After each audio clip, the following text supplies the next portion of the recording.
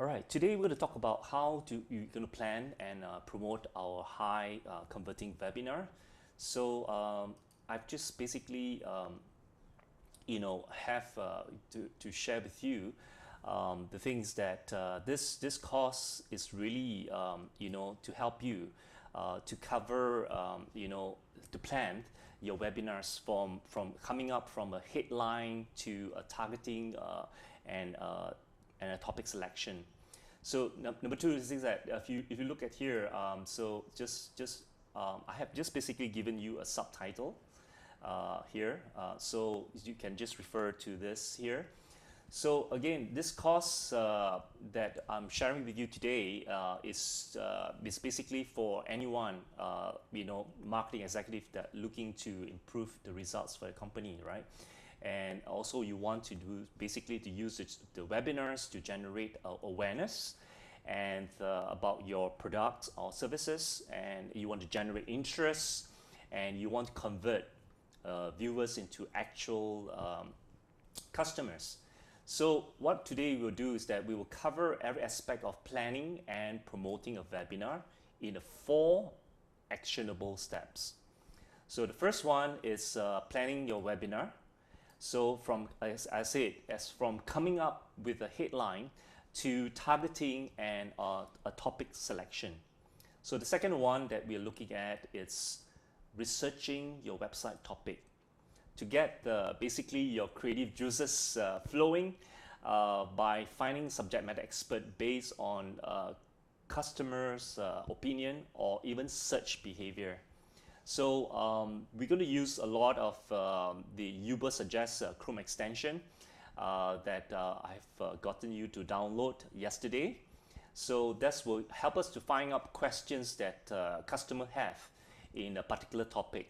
So in your case, will be sewing machine, sewing, right? Sewing classes. So, and what else that we can find other topics that is related to the categories that you're in. And the third one is basically promoting your webinar or your workshop. So how to promote your workshop or webinar effectively to get more targeted participants, especially new customers, prospective customers, this who that we want to target to. And the fourth one is running your webinar. So how to make sure that everything runs smoothly, goes smoothly.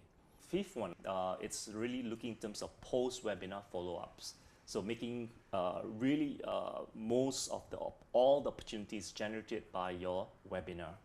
Yeah. So these are the 5 areas that we will cover.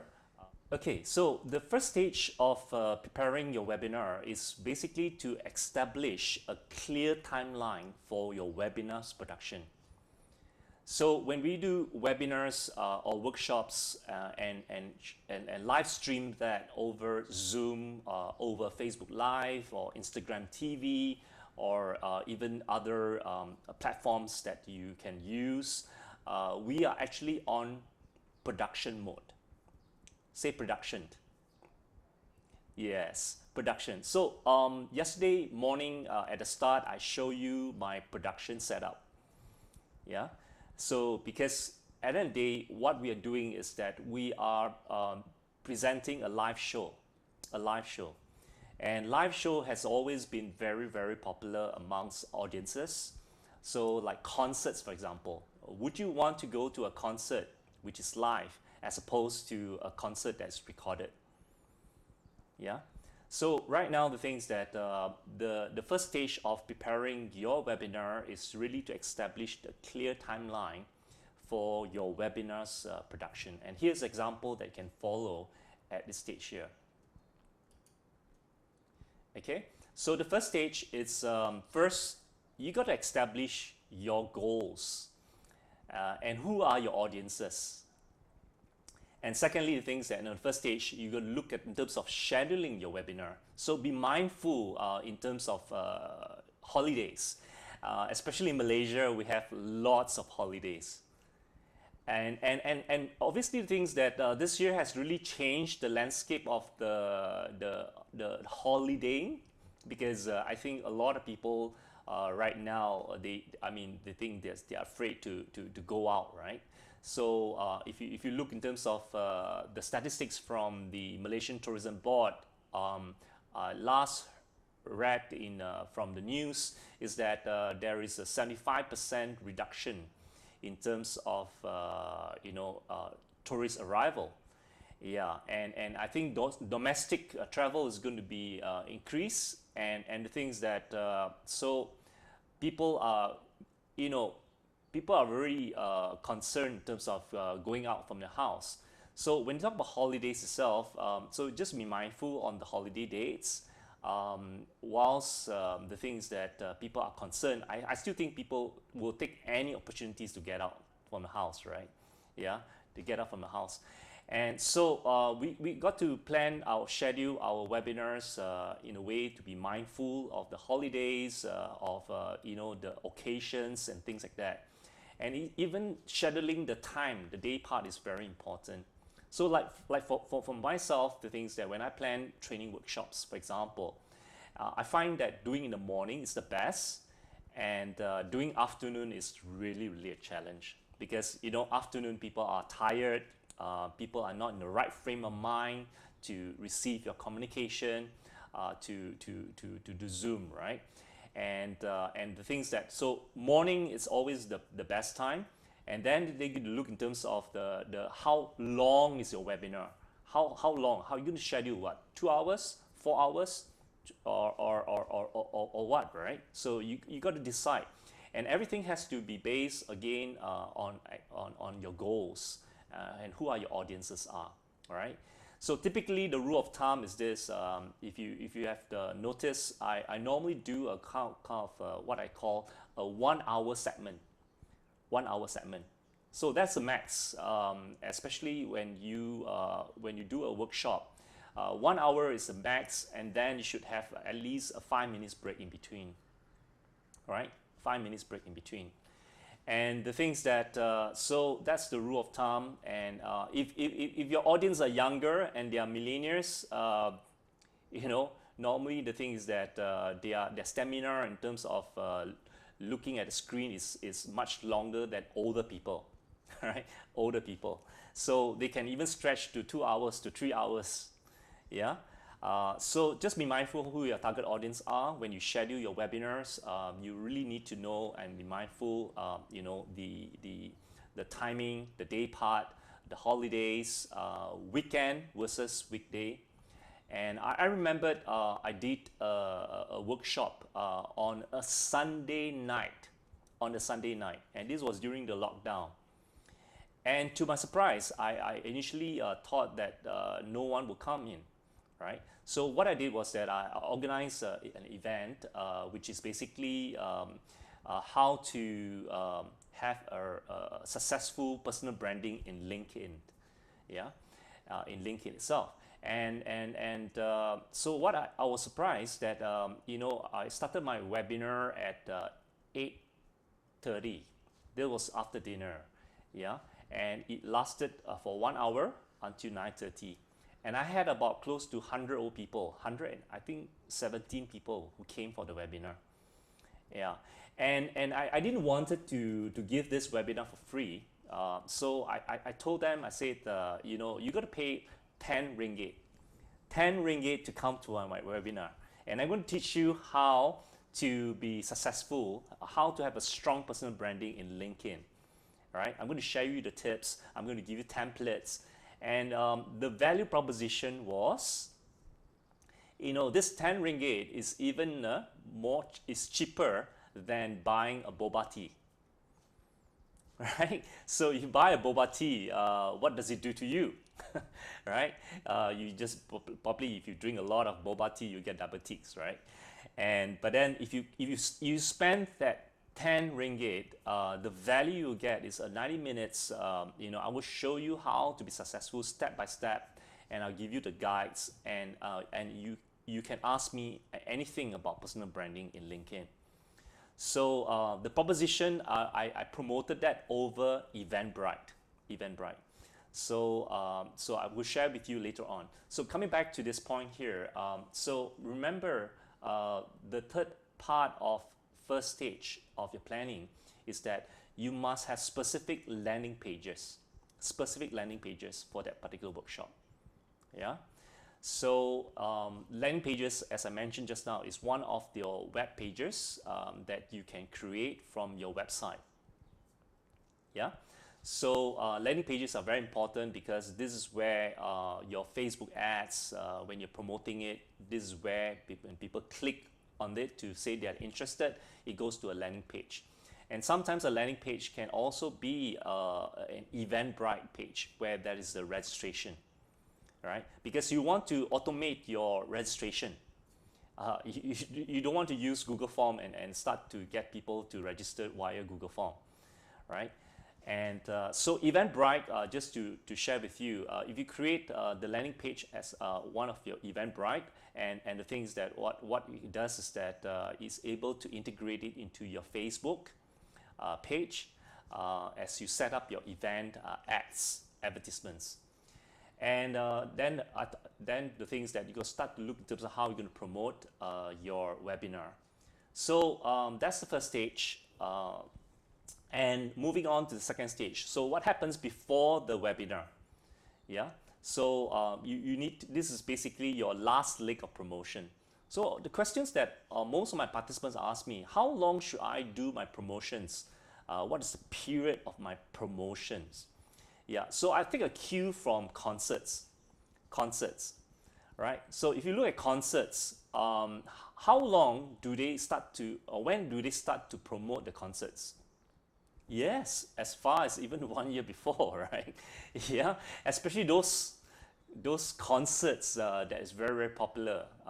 I mean, my era is the Jackie Chung lah, right? Jackie Chung, right? Yeah, and I always know that Jackie Chung concert has always been promoted 1 year before, right? You know, and they normally have it in Genting Highlands, right?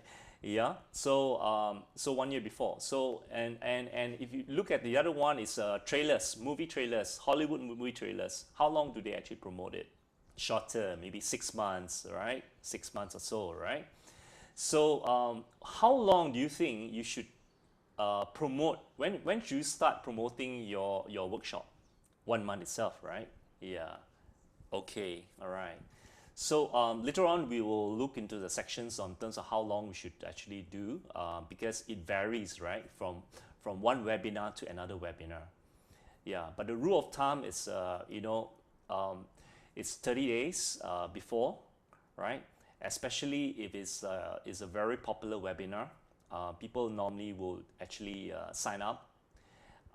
And the things that what my experiences I find, because I do every week, every Thursday I do a biz talk, right? And this is a workshop that I do, what do you call a webinar that I do for an hour every Thursday night on a weekly basis.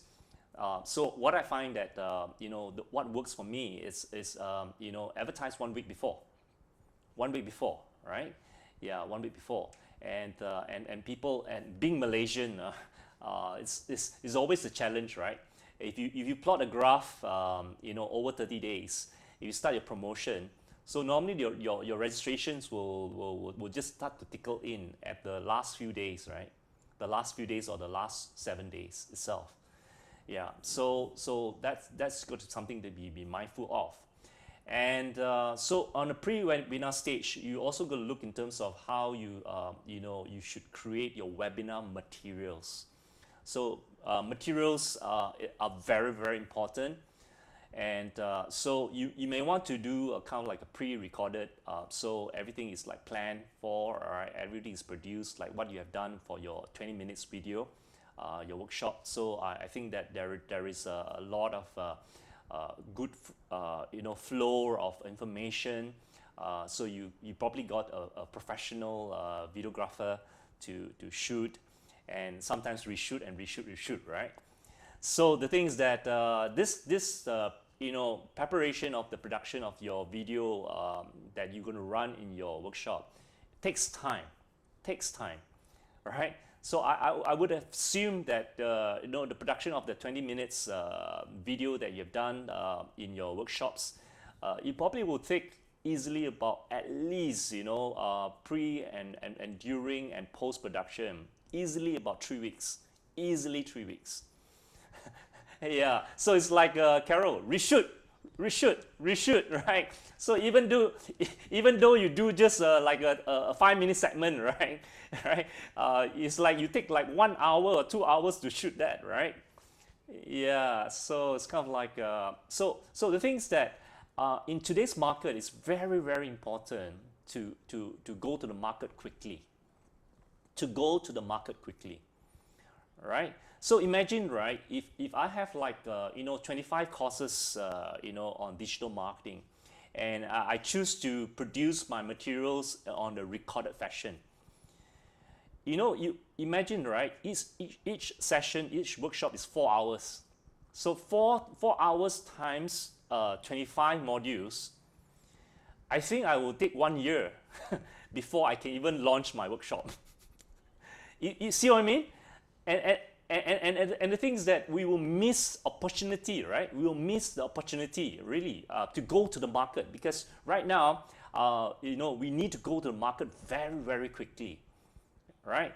Yeah. So one of the observation that I've seen is that a lot of my clients' organizations, they've been sending their staff, right, to presentation technique, how to present over the what you call the online platform like Zoom, right? Spontaneously, it's just like trying to make them a kind of like a newscaster, a newscaster.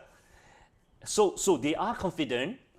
They are very articulate, very concise, and they will prepare the script. So you have a script, right? Script and all these things, and so everything is like in practice. So basically, organizations are bringing their key staff to become good actor and actress.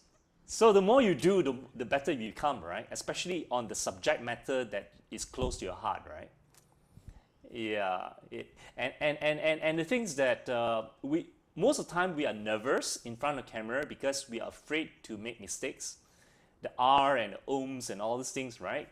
And the things that as I was saying yesterday, if I'm not sure whether you remembered what I said yesterday, I mentioned that people are looking for authenticity, yeah, right? People are not looking for perfection.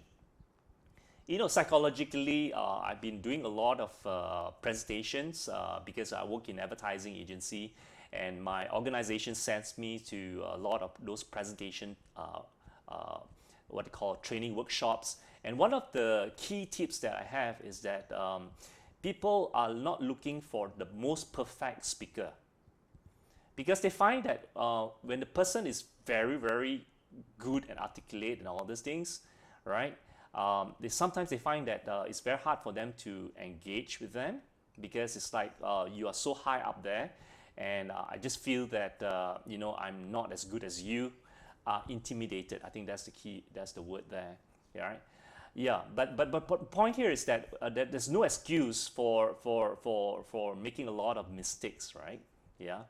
And so the things that when we are looking at conducting a workshop, it should be more conversational as opposed to a newscaster.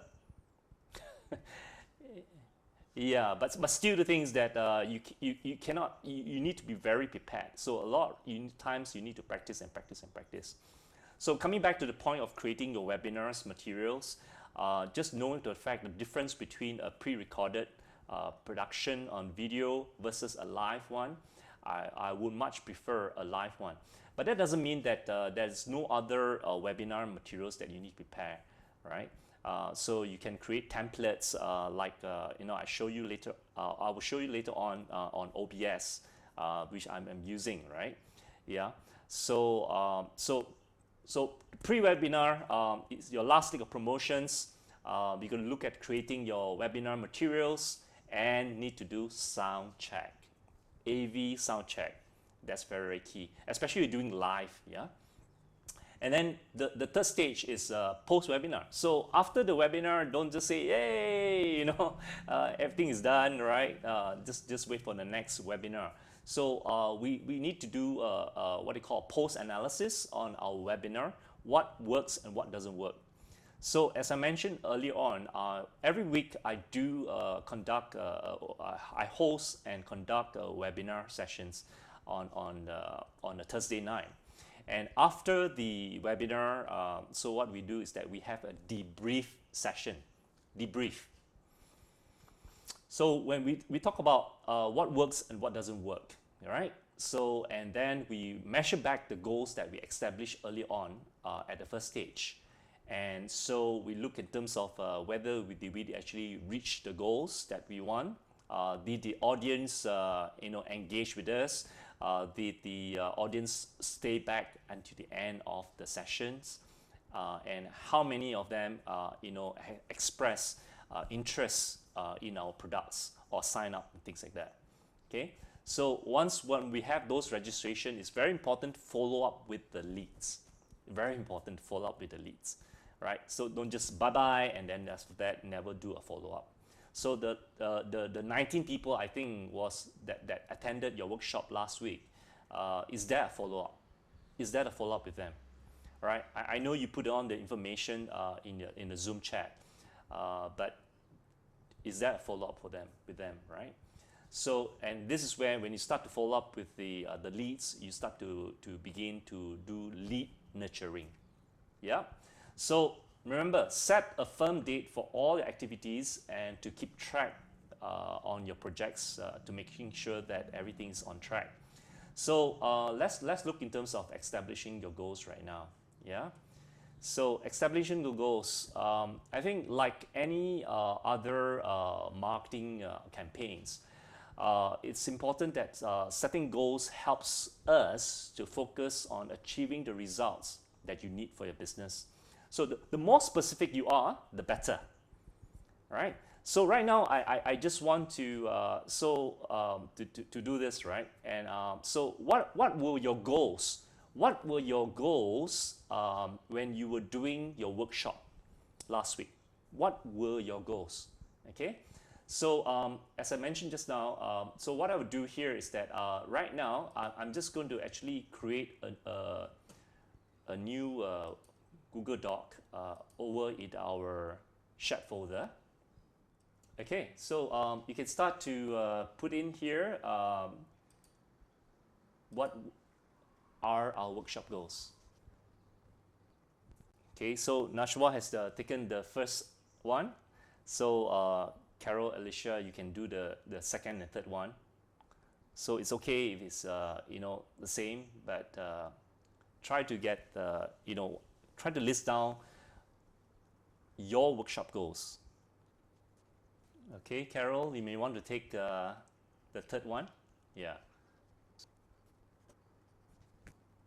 Okay, one each is enough for the meantime. Is there any more? Okay, so the first goal is to inspire and share an idea for people to start their first business. Second is to create small business or entrepreneurship opportunities for hobby and home. Third one is to educate new participants on how sewing and embroidery works and create a new interest in them. Okay, so thanks for that, and just like continue on. All right. So in fact, before you set your webinar goals, however, you need to consider your overall business goals. So depending on this business or marketing goals, you can set up better goals for your webinars campaigns to reflect the big picture. Yeah. So for example, if your business is just like starting out and you are looking at generating more awareness of your brand, then you should use webinars to help you to achieve that goal. So remember, goals not only help you to focus on what matters, but they also help you to improve your future campaigns. Yeah. And when you are clear about what you want to achieve at the end of the campaign, you can actually measure your results to understand what worked and what didn't, and how you could use this information to improve your next similar campaign. So webinars are highly effective tools at any stage of the buyer's journey. Remember the marketing funnel I shared with you yesterday? Yeah. So okay. So this the marketing funnel. So webinars, workshops, Facebook Live, Instagram TV, YouTube premieres. They are all part of content marketing, and it fits into the customer life cycle. And this is the marketing funnel that we were learning yesterday, that we have actually looked through and go through. So remember, the message is why, how, and what. Yeah. So coming back to this part here. So the thing is that webinars are highly effective tools at any stage of the buyer's journey, from awareness to consideration to decision-making stages. All right. So this is the part about making decisions in terms of consideration in terms of whether they should buy or attend your workshops. All right. So these are all the call for actions. So every time there is a consideration in terms of decision making stages. So just to share with you what webinars can do. So webinars can really help you to raise awareness for your business, as well as your products and your services. And it helps you to reach your target audience with highly relevant and value-filled content. Yeah. So if you look at here right now on your goals that you have set in, what will be the elements of a highly relevant and value-filled content?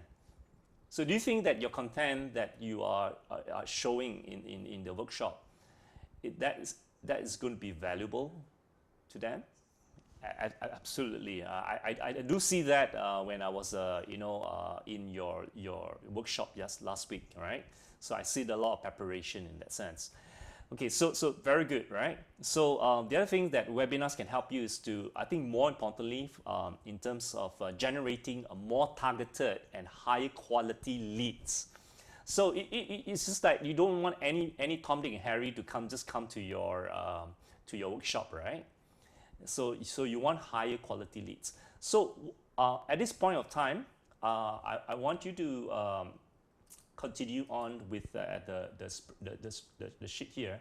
So I want you to answer, like, what is high quality leads to you? So this is the question I want to ask you. What is high quality leads to you? How do you define, right? Actually, it's not what, it's who. Who is a high quality lead to you? Can you describe who is a high quality lead to you? Okay, so I'm just going to put here one. Okay, so who is a high quality lead to you? Can you define who is that person? Yeah, so can you type in on the Google Doc, right? Yeah, sorry. So everyone go to the second question. Who is a high quality lead to you? Okay, someone, a potential end users who eventually purchase our products as advertised. What about Nashwa and Carol? Or perhaps Alicia, can we be more descriptive, right? Who's that person who will eventually buy? Describe, give them a personality, give them a profile. Yeah, it could be like what is their goals in life. Yeah, what are the challenges they want to overcome.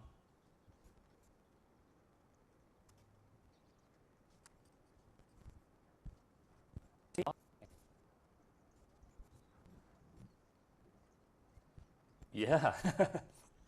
Do you think it's enough? Okay, no, no, not to worry, not to worry, right? This exercise for you to basically look at it, right? And as you become it clearer in terms of who are high quality leads to you, you can see that all the five areas, right? Five descriptions in terms of who are the high quality leads to you is something that you can really like prioritize. So if I would just now ask you to now prioritize, right, from 1 to 5, who you would rank as first, and who's the least important to you, right? Because the question is, who is a high quality lead to you? If I would ask you to prioritize, to choose out the five, which is the most important one, and rank it from the most important to the least important, right? So everybody agrees number one. And then what about number two? What about number two? You think number two is more important than number three or four or five? Which is more important, right? I mean, all of them are important. Okay, all right. So, like in business, right, we always look in terms of customers, because customers is the lifeblood.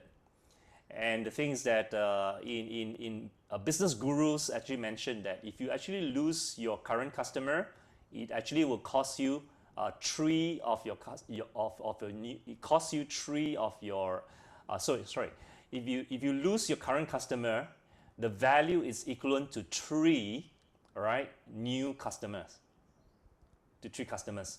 So you know what? This is how I will rank it. I will rank currently your current customers as number one actually. Number one first, right? Number one first. And then secondly, of course, people who who wants to generate side income, right? And all these things. And so the things that you can actually compare that to people who have lost a job and find side income. So because it's number five sounds more urgent, right? More urgent. But the things that the definition, my definition of a customer, right, a high quality leads, is someone who has that need right now and has money to buy your product. So no point having a need of your product, but cannot afford. Yeah, and it's a good thing that you're offering zero installment, right? But then again, with the moratorium and all these things, people are actually maxing out their credit cards. So even you offer a zero installment, you might not be able to get them on board because they may not be the banks may not be, might not even approve their credit, right? You see what I mean? So this will be people who have lost a job and find who have lost a job. So when they lost a job, right, it's very they find it very difficult to buy or commit themselves into another what they call credit loans or whatever. You see what I mean? Yeah. So my definition of a customer or high quality leads is somebody who has an urgent need right now or who can afford, right? So on this point itself, I would then evaluate, right? This one here, okay? Number two versus number five, yeah? So the things that I would then put in here, number two as number two.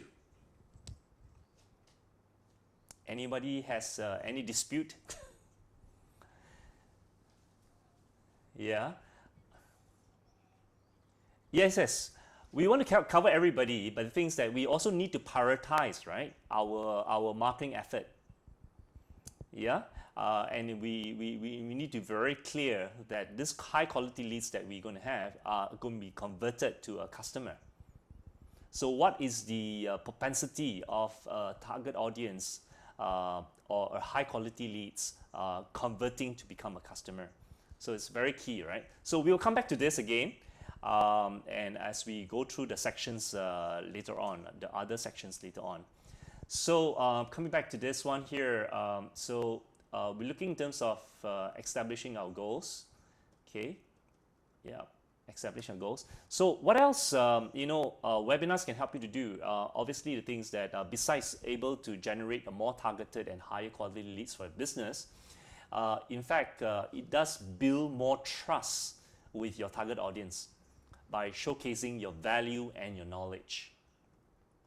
And the last one is basically to help you to increase your authority in your niche or industries by showcasing your skills. So this will translate into conversions of more of your high quality leads into a paying and loyal customer, which webinars are some of the most, in fact, the most highly converting form of content. Webinars, yeah. So what are the types of webinars that you can create? Actually, the answer is that below. Okay, so again, depending on your goals, right, your business goals, which we basically will be covering in details, the following sections of this, these types of webinars. There are multiple types of webinars that you can create. So in order to achieve your goals, you need to create call the right type of webinar. So the first webinar is educational webinars. So they are not intended to sell. So educational webinars are basically online courses covering a subject in detail. So the subject needs to be very closely related to your expertise or your niche and should clearly, ideally respond to a clear need of a target audience. So in order for a webinar to be successful, first you must know that there is a need out there, right? Obviously, the things that you have your business goals, which is basically I want people to buy my products. That's the end goal. But educational webinars does not do that conversion, right? And it does basically, educate people. So educational webinars is really not about your product or services. It's not about your business. Rather, they are all about helping the participants to solve one of their pressing issues. So it's not very hard sell. It's more about helping the participants to solve one of their pressing issues. So this type of webinars, this type of educational webinars are particularly useful, number one, for raising awareness of your brand. Yeah, because raising awareness of a brand is important for you to reach new, followers for your Facebook page, right? So you need to do outside from your Facebook page and basically to raise awareness of your brand for your particular brand. And more importantly, also to, this type of educational webinars helps to build trust amongst your target audience. And thirdly, it helps to increase your authority because you are the subject matter expert. And more importantly, it also generate targeted leads for your business. So that is educational webinars. And the second type of webinars is something that you really like, and this is what you're doing. It's called the product webinars. So product webinars focus on your business products or services, whether it's demonstrating how they work or explaining the benefit of using them. So this is exactly what you did last week in your 20 minutes video. It's a product webinar. So this type of webinars, as I've mentioned, are all about your products, which makes them ideal for leads that are further down the buying process. So it means that they're aware of you and they have a need right now. So these are not strangers who doesn't even know who you are, or even if they know who you are, they might not have that need. Right? So product webinars are very good for people who recognize you, who knows you, and they have that current need right now. All right. So this product webinars is really down the buying funnel, yeah, the buying funnel. So it's basically at the this area here, yeah, this area here. So product webinars is here, The educational webinars is actually on the first stage here, right? Creating awareness. Yeah, you see this? Okay. So webinars are actually on this stage here in the customer life cycle, all right, where they are considering and then they are buying. Okay, right. So coming back to here, so the next one that you have is panel webinars. Sorry, Q&A webinars. So Q&A webinars.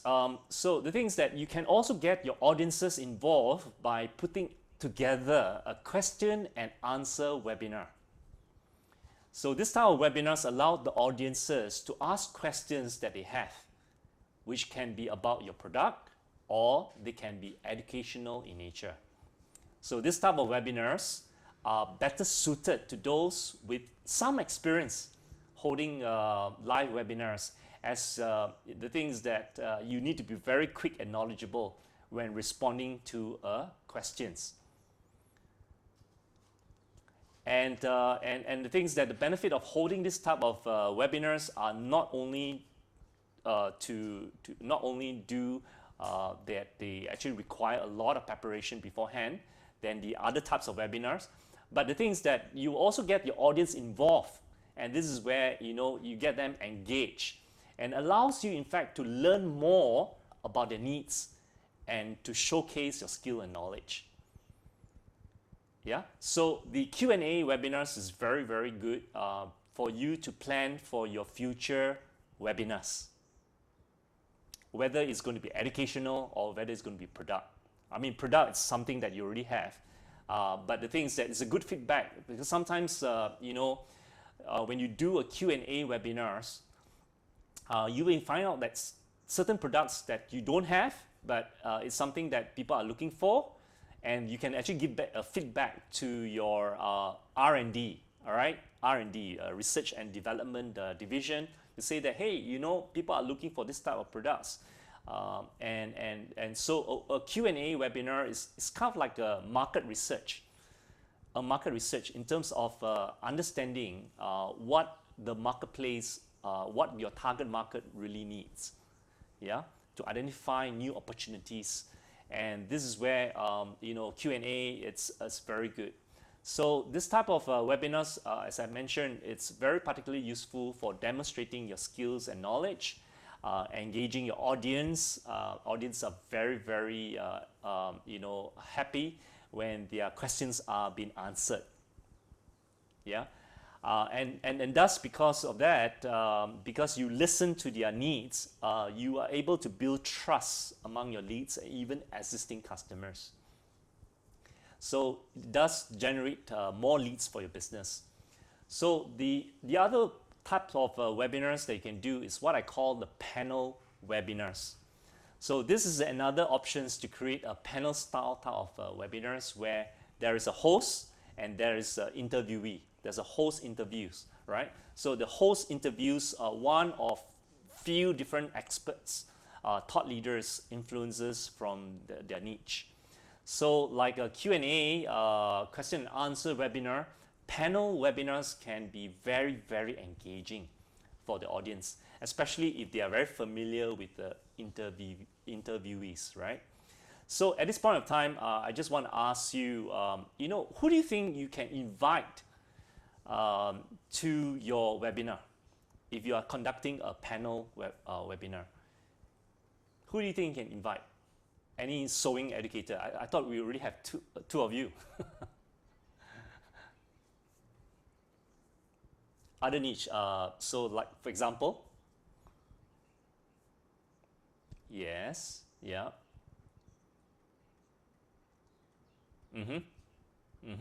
yep. So who else can you think on a wider spectrum? Can it be perhaps your customers, your existing customers who are really successful, right? And how they can share about how they actually embark into this sewing business. and how they were successful, what were the challenges that they have before they did their business, and what are the some success areas that they have been doing. So it's great because the things that Q&A actually helps to do this, and I think one of the biggest benefit of doing a panel webinar is that if you host this type of webinar, it's really again helps to build the trust, right? Build up the trust and credibility in your sector. And of course, it's largely depending on who you invite to speak, right? So just now we mentioned about getting your existing customers who have been very successful or could be an expert in embroidery. But the things that one of the things that I observe is that a lot of organizations nowadays, they engage KOLs, key opinion leaders, influencers. So like for example, the key opinion leader or these influencers, they are really hopeless in sewing. And this is where you want to teach them how to sew. All right, so it's kind of like the behind the scene, right? So you can do kind of like a video on behind the scene, whereby Carol or Nashua teach this influencer how to sew, right? And there's going to be a lot of entertainment value into this, because it's like this influencer's got his finger got pricked by the needle. Yes, but what I was thinking about, Alicia, was basically to start them off with the manual way of sewing first. Manual way of sewing, the needles and the thread, how to put in the needles to the thread and all these things, right? Because what we want to do, this is a technique of what I call the contrast and compare. Contrast and compare. Because you really want to dramatize the difficulty of sewing manually. Because the more contrast it is, right, the more value people see with your high-tech sewing machine. So you want to so the storyboard is going to be like I'm going to teach this influencer right how to sew, and the start off is putting the thread to the needle, right, and then you can see, right, we'll try to put in very difficult, right, and then after that then ask him to sew, and he probably will prick himself, right, he or she will prick himself. So the whole idea of this concept is to really look in terms of contrast and compare, right? And there's a lot of entertainment value.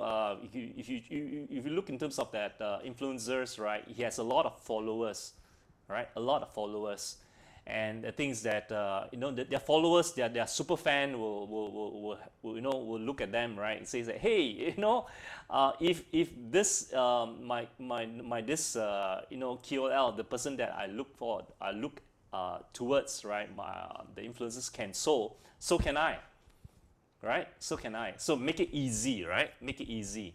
So there's a lot of entertainment value into this, and which then leads me to the next type of webinar, right? Which is the social media webinar, right? So with the advent of live streaming, I think live streaming is like so popular nowadays. With the advent of live streaming on most major social network, in fact, it has brought about all kinds of opportunities for businesses today. So including holding webinars that's directly on their social media profile. So I'm talking about Facebook Live. I'm talking about Instagram TV, right? So this is one, I think, the channels that you can really, promote your brand, whether you're going to do, educational or things like that, or Q&A. So everything can be done on the social media itself, as opposed to do it on Zoom, because Zoom has a lot of limitation. All right, and I mentioned yesterday that you do a closed group. So you can do a Facebook Live within a closed group, so that it doesn't need to be for public. So they still need to register for it, and then you give them a link which is from a closed group, but it's done on a Facebook Live. Yeah, as opposed to do it on Zoom, because Zoom, there's a lot of barrier, Yeah, and this is something that you can consider. So I will show you some of the setups that you can do to make your whole Facebook Live more engaging. Right. So again, so social media, in fact, is the most is the best platform to host your webinar. Yeah, as opposed to Zoom, right? As opposed to Zoom, and the things that you can work together with influencers. So the influencers can actually promote your webinar because they are in it, right? They are in it. Obviously, the things that you got to pay them, right? You got to pay them, right? And this is how you basically expand your webinar, all right? So again, this type of social media webinars are very more casual as opposed to the earlier ones, right?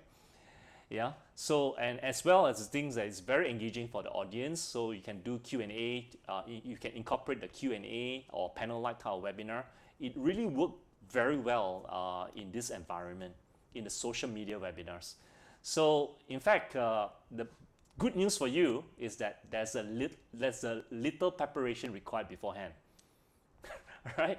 You don't need to prepare even so much more compared to the others. So it's not to say that you don't need to do any preparation. Because it's live, it's easy, right? You just use your mobile phone, poke, you are done, right? Yeah, so kind of like you can invite the influencers to come to your studio, and you can do a live. And sometimes even the influencers, they have their own studio already. They have own camera crew, right? So you just go to them and start to conduct those classes. So those classes that they go to can be pre-recorded, right? Can be pre-recorded, and then you have a mixture of live and recorded. So it makes it very interesting, right? So it's kind of like your interview, the KOL, and the KOL will basically say that they'll share the experiences, then play the video. So again, for social media webinars, in most cases, people need to sign up or even register in this type of webinar. So with the live streaming, people can simply just join when they see in their timeline, the social timeline. So there will be a notification blast into that. So and the thing is that you can start to even do an event ad in Facebook, for example. Right? So this type of webinars are particularly useful, as I mentioned, for engaging your audience. In fact, if I were to rate in terms of the engagement level, I will put social media webinars as the highest. All right, as the highest. And it reaches a wider audience, which is what you want, because when you reach a wider audience, it generates more leads from social media, and it increases your brand awareness, increases your authority in your niche, and it builds trust and credibility for your business. So the things that on the section here, these are the various types, right? And so it's important for us to determine what works best for us. So my recommendation: do social media do your webinars on your Facebook Live, Instagram TV, or even YouTube channel, YouTube Live premieres, and get your influencers, select one of the influencers, and get them on board in terms of learning how to sew manually, and then do a pre-recorded video on that, and do kind of like a Q&A session or a panel type of webinar style in the social media live feed, live streaming. I want you to do a little exercise here right now, and I just want to define even further your target audience. So if you were to go to the our workshop goals, the sheet, you can see here, define your target audience. So I want you to actually answer these questions about your target audience. So let's work on the first one, which is basically current users who are planning to upgrade to a high-end model. Current users who are getting right. So that will be the first one, and then the second one, it's going to be the number two, right? These are the target audience that you want to describe, so just want to put here systematically in terms of what are the jobs, what industry they are from, if they are working, what industry they are from, and what is their household income like, what are their ages or and gender, and where they're from.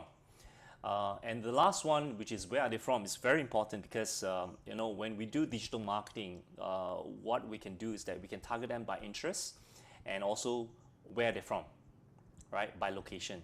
And location is very important because you know, you have your what do you call, retailers who sells your products by the region, by the states. So when we do, like for example, promotions of the webinars, when you want to do kind of like a product webinars, this is something that you know, we want to do put a location to it. So it's very important that we define our target audience in a more granular basis, more detailed basis. Okay, so we're going to do two parts here. So one of you can do the first current users. The other one is you can actually look in terms of the second definition, which is potential end users. Okay, this one here. All right. So I want you to describe to them as if you are describing them as an individual, All right. So can you start doing this? Okay. Define your target audience. So I'm going to put here another section here.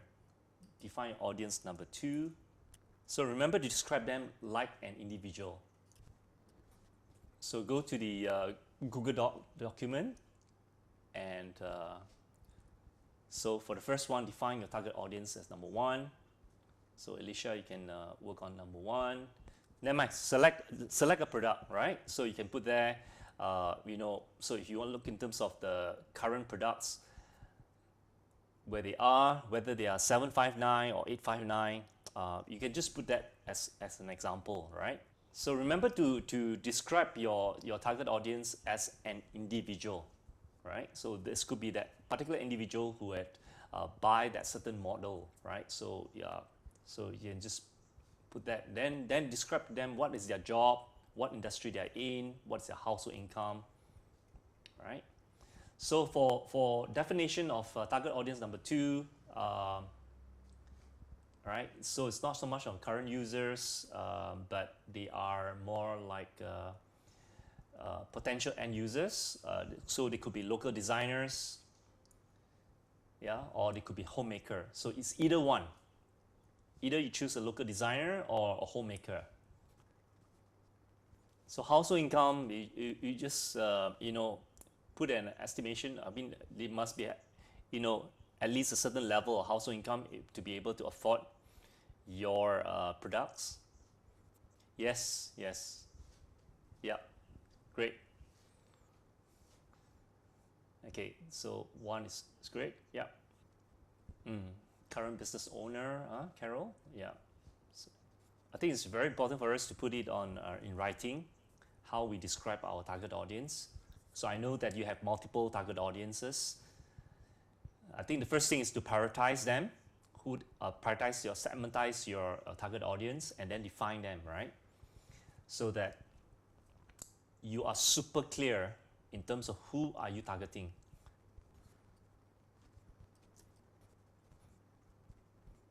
So Nashwa, you got to describe the target audience as an individual, right?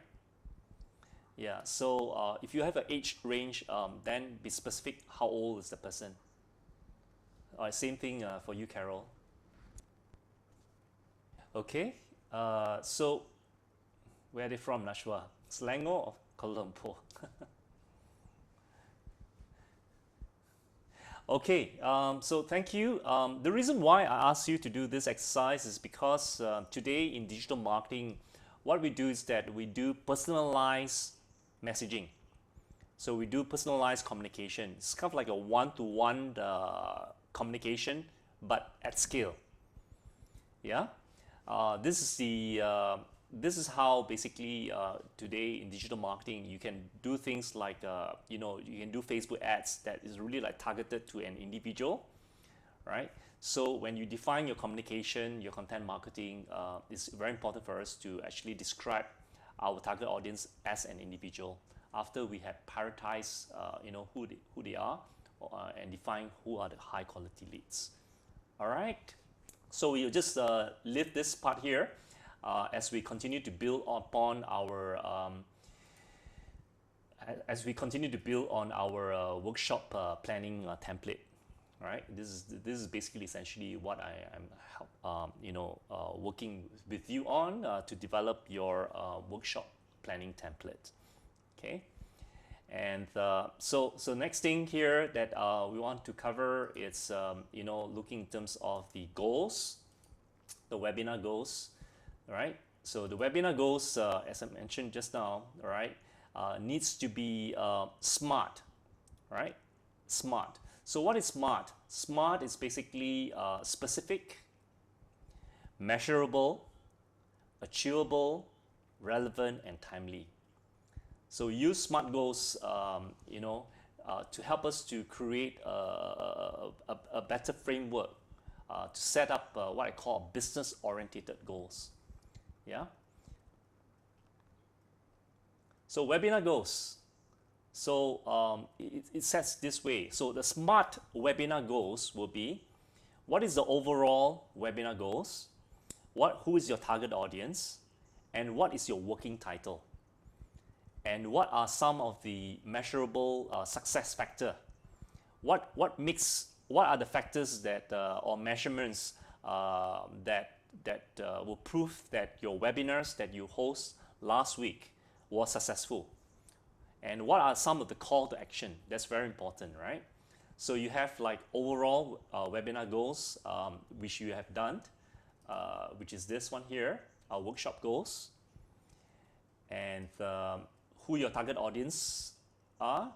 And now we will look in terms of a working title, right? A working title. And then we will look in terms of what is some of the measurable factors and what are the call for action. So these are three things that I want us to work on right now. So for example, here, Alicia, so you have done define target audience once, right? So what will be your working title for your webinar? What is your webinar title? Sorry. Yeah, webinar title. What's the name of the title of your webinar? Okay. So what else? What are the measurable success factor? And what are the call to action? So same thing for Carol. Yep, Carol and Nashwa. All right, thank you. Thanks, Nashwa. So what you name? How to kickstart a successful. Besides the title, think about how can you actually measure success? What are some of the what are some of the success metrics that you can actually measure to deem it as successful? Nashwa, are you okay? Thinking. All right.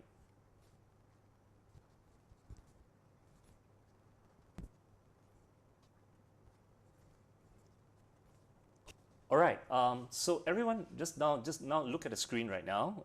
Just go back to the screen, the share screen, and if you look at this, I mentioned earlier on just now that our goals, especially the measuring the success factor, has to be specific, right? So Alicia, if you look at this of what you written here, profit generated from sales of embroidery items. So can you be more specific in terms of how much profit are you looking at, right? That's what is how much is the incremental profit that you're looking at from sales of embroidery items, right? So what kind of or sales? How much sales right, that you want to generate from this this webinar. And in terms of Carol, when you put here the measurable success is current users switch to higher. So you got to be specific how many current users are going to switch to the higher model, and which particular model, right? So for example, if this person is on 759, so how many, right? How many of these users will be deemed as successful in terms of converting to a high-end model? So which particular model you're looking at, right? Which high-end model that you can. So let's be specific on that. And your call to action in terms of like fill up registration form. So it could, like, for example, you have like out of the call to action is to fill up our registration form. Yeah, that's fine, right? Yeah, so that's fine. So call to actions also be terms of is there a form that you feel when people say I want to switch to a higher end model? Is that an order form for someone who wants to buy a high end model? Is that kind of like a sales order form to your retailer? Okay. All right. That's fine. Yeah. Call to action. Okay. So all they need to do is to fill up the registration form, right? Okay. Okay. Thank you. Thank you for doing this. So right now, I just want you to put one more column at the bottom here, right? Because earlier on, before the break, we talked about different types of webinars. So can you just put at the bottom here categories, types of webinar here, right? So type of webinar. Okay. So what is the type of webinar? Is it Q&A? Is it panel? Is it product webinar? Is it educational webinar? So type of webinars, Q&A. This is a Q&A. Okay, yeah. So these are your current users. So Q&A, it's tend to be lower down the funnel. Remember? So the current users, also panel. Okay, Nashwa, do you think that your type of webinar is a panel webinar? So right now, work on your specific in terms of your measurable success. So current users switch to high-end model, at least one machine. 51,999, right? So yeah, this is the owner of sewing machine. All right, the current users. All right, fine. So profit 60,000 per annum. So Alicia, if you were to break down, right, per webinar, how much profit do you expect it to receive, to generate? For each webinar that you do, how much profit do you plan to generate to deem it as successful? Okay. Yeah. So then your measurable success factor is going to be like how many people sign up, right? Yeah. So as opposed to profit generation, because you shared with me just now that it takes a longer period for people to decide to buy, and they should be things that your dealers should be able to answer their questions before they actually sign up and buy, right? Yes. So measurable leads generated more than 1,000 queries, right? So at least 1,000 queries. I think it's not more than 1,000 queries. At least 1,000 queries, right? Yeah, at least. Yeah. So wonderful. So you can see that right now your goals are smarter, right? And you have clearer idea in terms of who your target audience are, and you know who are the types of your webinar and what are some of the call to action that you want to do. So if I were to go back to this marketing funnel, if you map map on in terms of what you have written here to this, you know exactly where you are and what you need to do, right? What are some of the call for action?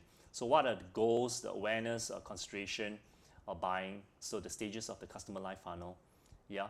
And then you also know specifically what are your messaging approach, right, for your content on your webinars. So if you look at yours, Alicia, which stage are you in the customer life funnel? Is it the why, the how, or what?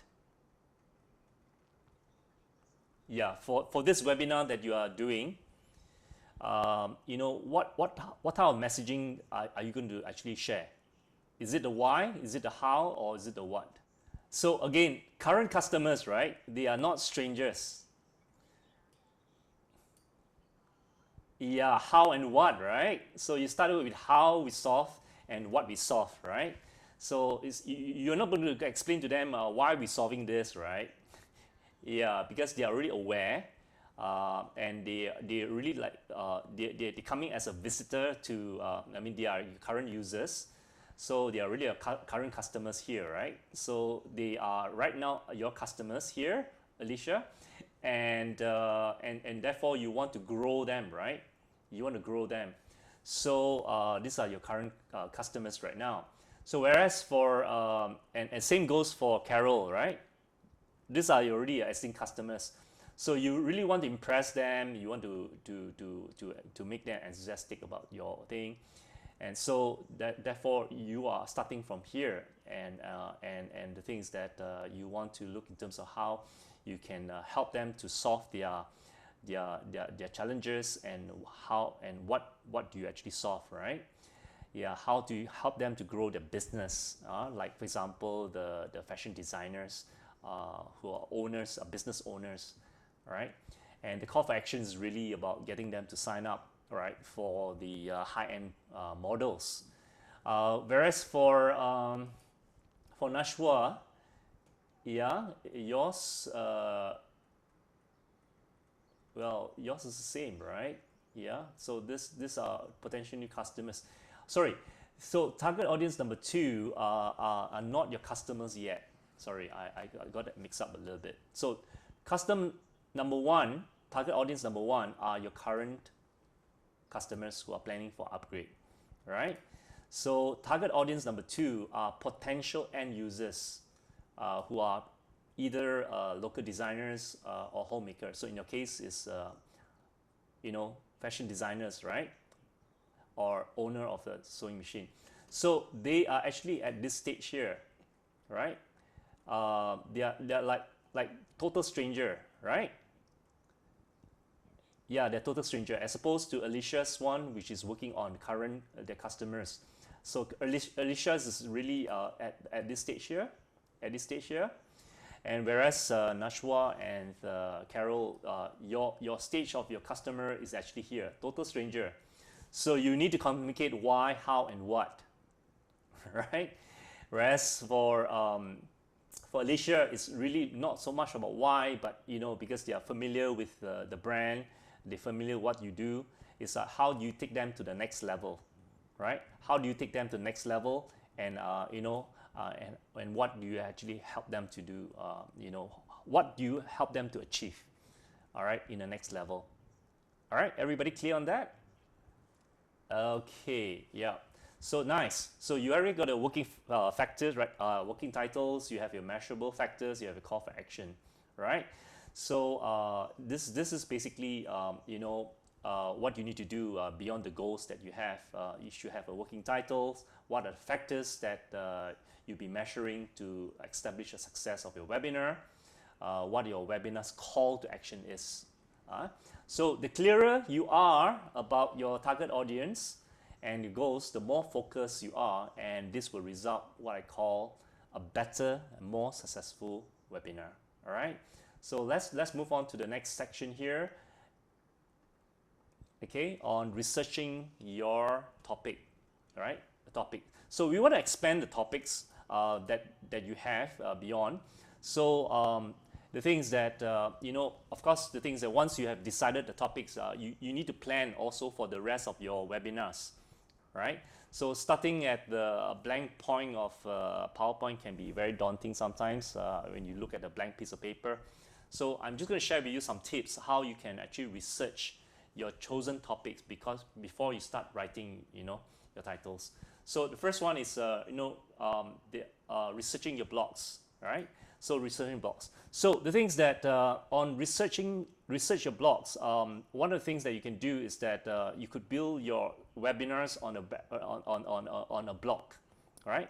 So if you have a blog that you have written, right, about your products, about about your brand, you can actually build your webinars on the back of your blog posts, right?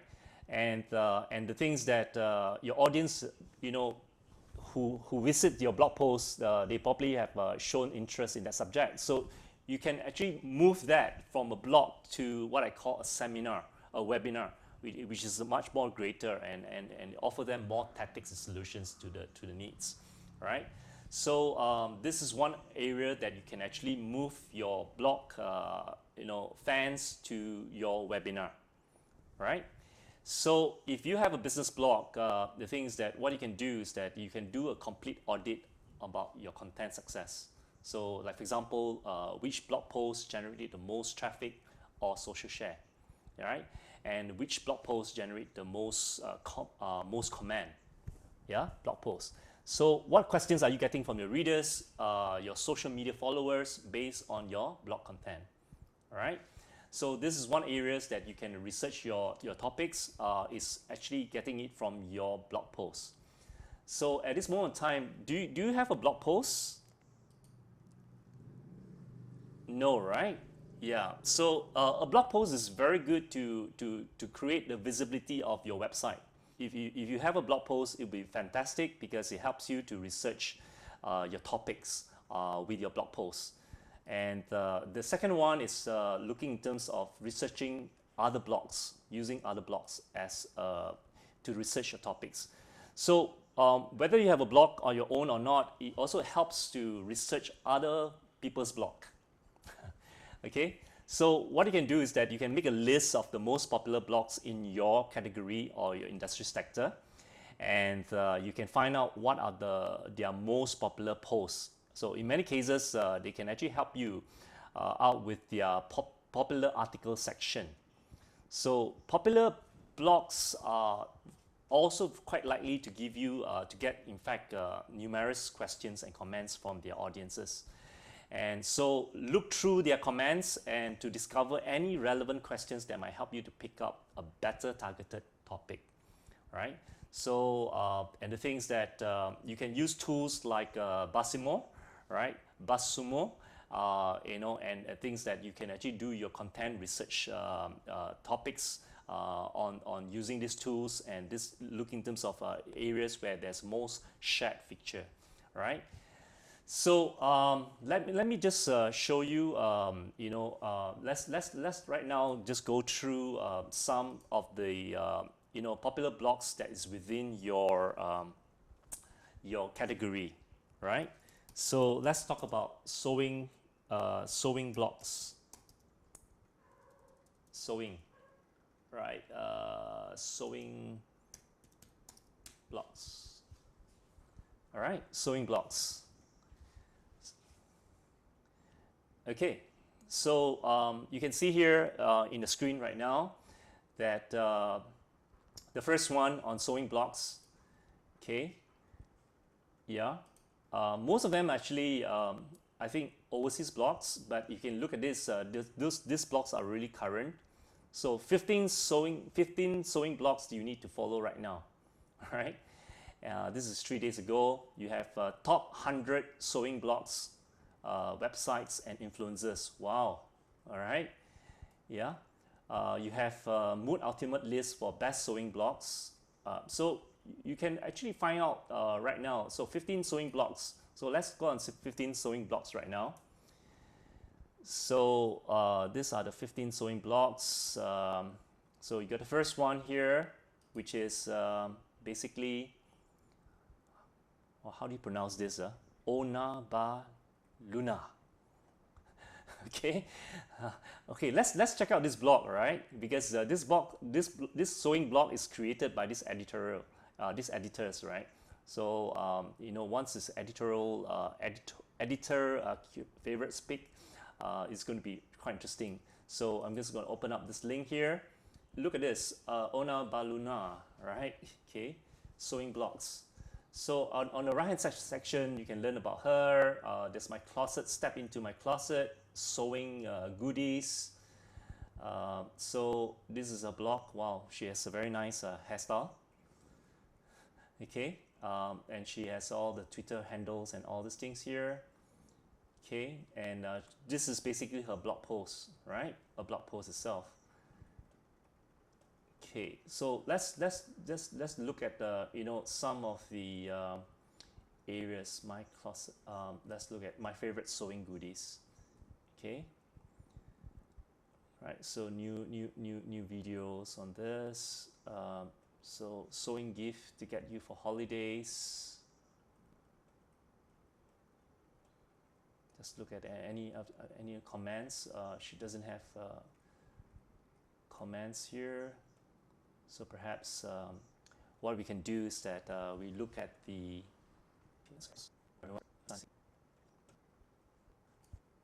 perhaps let's go into her Facebook account. Okay, so if you look at the screen here right now, this for example one of her social postings here. What you can do is that you look at Scout in terms of the comments. You know, there are people talking about repurposed fabrics, right? So this will give you an idea in terms of one of the topics that you could probably talk about. It's repurposed fabric. So what is repurposed fabric? If I can ask you all. Recycling, right? Okay, so repurposed fabric, right? Repurposed fabric here. So interestingly, right? So right now, I just want to go to to Google and just type here repurposed fabric. Okay. So if you look at the Google auto suggest. So people are looking in terms of like for example, upcycle fabric scraps, scrap fabric projects, textile project ideas, or what can I do with cotton fabric or upskill. So if you look at all this various auto suggests by Google on the term repurposed fabric, it does I think it does give you some idea in terms of what kind of webinars, topics of webinars that you can do, right? So could you considering doing, like for example, upskill fabric scraps, right, or scrap fabrics projects as one of your webinar topics?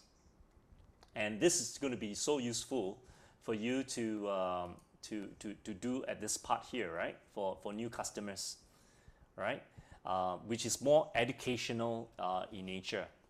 Your webinars tends to be more educational in nature, and what you want to educate them, you want them to actually look in terms of how you can repurpose your fabric. All right, so it's kind of like an educational webinar. Yeah. So are we good on this point here? Yeah, so just let me recap. I think one of the things that you can do to expand your webinar topics is to research, on other blogs. Since that you don't have a blog yourself, you can always go back and visit these blogs here, right? So the list of popular sewing blogs. And then what you do is that, as I mentioned, as I shared with you, I went to her blog and I went through her social postings, and I found this term here, repurposed fabric, and I validated it with the Google suggests, right? Looking in terms of what are the other topics that we can look at, more specific topics on repurposed fabric. So right now, what I want to do here is that I want you to do this little exercise. I want you to find me a topic about sewing, right? Using the blog go to the list of the blog posts, pick up one, and then so you might want to go to their their Facebook page, for example, and find out what other topics that you can do besides repurpose fabric. Yeah, are we clear on this exercise? Yeah, so I've given you the link here, which is the and the spreadsheet here. So you can just like click on this link, and you will have your Google listing of all the sewing blogs.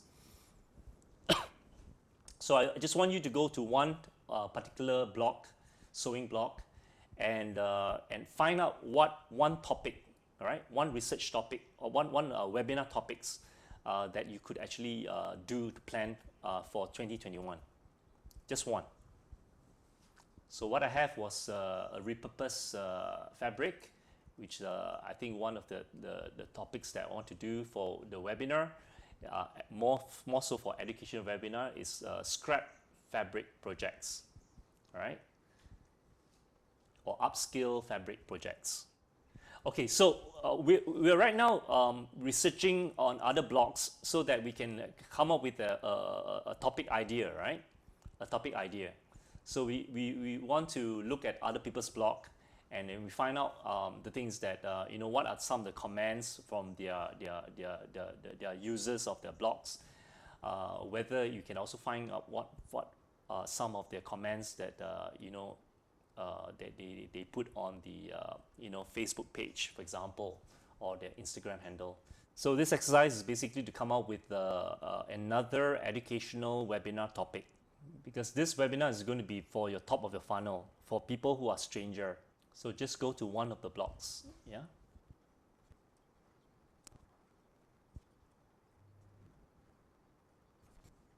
Okay, have you found the topic? Webinar topic: how to sew a DIY face mask without elastic. Wow, you can do that. Nashwa, are you okay? Yeah, just choose one educational webinar topic, right? So from your research from other people's blog posts or social media feed. Okay, so what we have here right now is we have three. We have how to sew a DIY face mask without elastic. Second one is pattern hack sewing ideas for pouch sanitizer. And the last one is pan fitting techniques. Okay, sounds interesting. So we will keep this here. So what I've shown you, ladies, is that this is the manual way of doing things. But I'm going to share with you one which is a tool that I mentioned earlier on. It's called BuzzSumo, right? So BuzzSumo, it's basically a tool that can help you to find potential topics that you can use for your webinars. So I'm just going to click on here.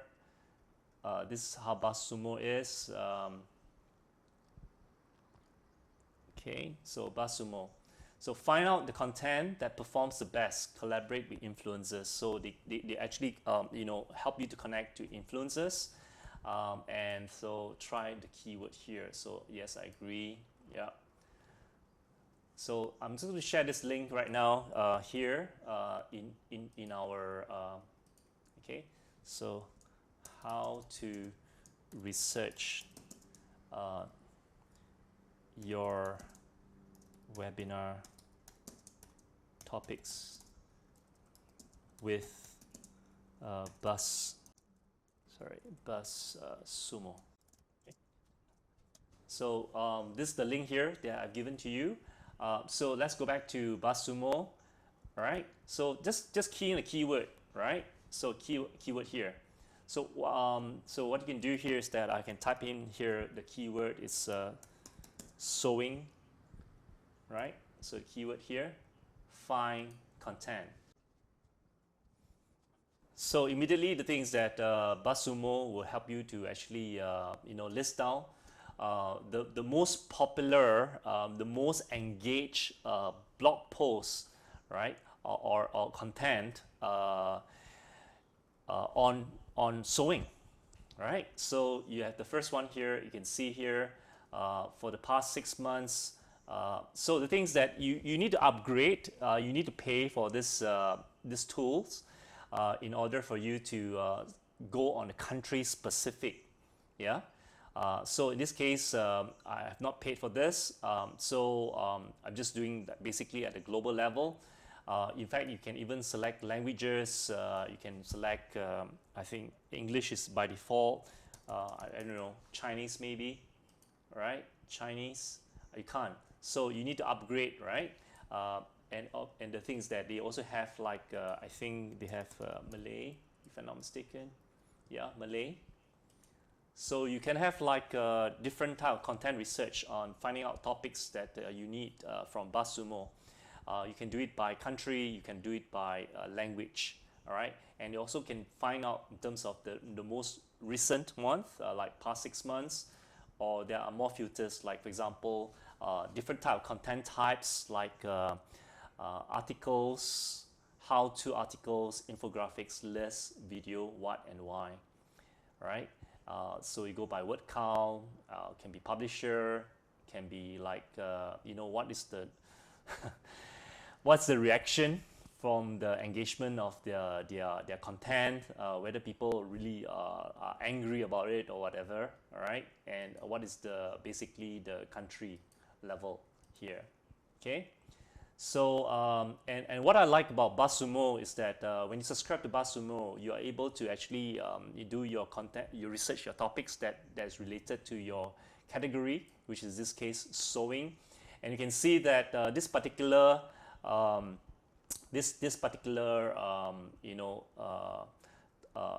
content, which is DIY repurpose jeans, house slippers. Has which is this part here. This is the content, right? This is the content.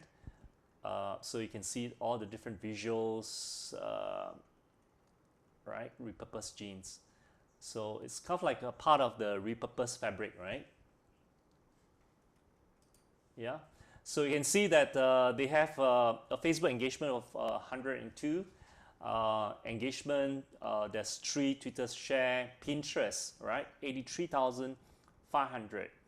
So I did remember that Alicia, I mentioned to you about Pinterest, right? Pinterest, and I think Pinterest is a very good social media that is untapped. It's a good opportunity for you. Okay, so Malaysia has a population of 33 million people, right? And you can see that right at the top of the most popular social media platform is YouTube. All right, 93%, WhatsApp, 89% for Facebook, and Pinterest, interestingly, right, it's 29%. Right, so 29% of 33 million. That's quite a good number too, right? So besides Facebook and Instagram, you can also consider Pinterest, right? Because Pinterest does drives you that engagement, all right? So let me just jump back to to our screen here, BuzzSumo here. Okay, so you can see that because most of the type of sewing blogs, you can see here that sewing content, they do very well in Pinterest, right? In Pinterest, right? So have you all been to, do you all know Pinterest? Yes, right? Yes. So do you have a account in Pinterest? Personal one, right? Yeah. So do one for brothers, right? Do one for brothers, right? Ah, why? Okay, so that's the challenge, right? Not enough hands to handle. Yeah, yeah. So you're absolutely right, right, Alicia? Because the thing is that you got to be very focused, right, on the platform that does well. What I'm saying is that when you want to grow your audience, you want to grow your target market, you want to reach new customers, right? Do consider Pinterest down the line, right? So perhaps maybe Nashwa or Carol, you want to take on this, right? Yeah, yeah. Sorry, I just give you extra work, right? Yeah, but it's good because this category, sewing category, they do very well in Pinterest. They do very well in Pinterest, right? So yeah, do consider, because it's very visual driven, right? It's very visual driven. Yeah, and so it's great. So so use BuzzSumo, right, to find out what are the topics that is popular. If you can, do subscribe to it. So, and the thing is that you can start a free trial. You can click on start a free trial, and then get, get to use it for a period of time, right? So and this is going to be a wonderful tool for you to find out what are the topics here. So this is a more easier method in terms of researching your topics, which is using BuzzSumo. All right, okay. How are you doing right now? Okay. Yeah. So the thing is that it's very important for us to research our topics, right? Because as we're going to plan for our webinars moving forward, we're not just going to do one type of webinars, because I've already shared with you that there are a couple of type of webinars. There's educational, there's products, there's Q&A, there's panel, and the things that you want to do it via the social live streaming, right? Like Facebook Live and things like that. So the other method that you can do is to ask, right? Ask your customers, right? Or ask your survey, right? Put a survey on the website, on your website. If you can do that, right? Tag on the survey in the sections of sewing machine, and for example, brothers sewing machine section on sewing machine, and put in basically a website survey, right? Survey your website visitors, or create an email list. So if you want to find out something, it's the easiest way, as I mentioned just now, is to ask them. So in this case, the things that what we want to do here is that we want to use tools like SurveyMonkey, right? SurveyMonkey, or you can use a Google form, right? So I leave it to you. So the idea here is to ask them questions like what they want to learn more about, right? What do you want to learn more about sewing? What are their needs are? What are the topics that they prefer? So ask them, right? So it's always good, like for example, every workshop that you do, you have kind of like a survey form for them too, that you can ask them. What are things that you want to learn, next? What do you want to learn next? So come up with, a survey form, even after your workshop, all right? Get them to fill up, right? So besides, getting them to give you a good review, you can also ask them to fill up a survey form, all right? So and then the next one is basically keyword research. So keyword research, yesterday I already have asked you to install Ubersuggest. So you can use that as an alternative to using Google Ads Keyword Planner. All right. So so once you have a few topics in mind, the things that you can start using Google Suggest, right? So sorry, this what they call the Google Suggest, and also the Ubersuggest and the Google Auto Suggest, right? So in this case, you have like sewing, all right, sewing here. So kind of like you once you have your topic itself, you can look in terms of sewing. What else? What else can you do? Sewing machine.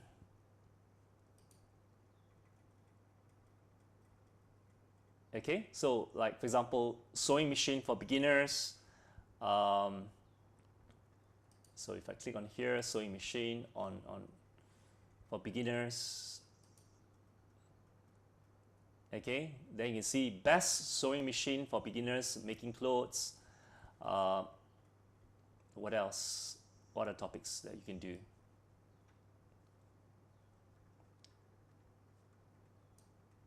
So let's go back to this topic here.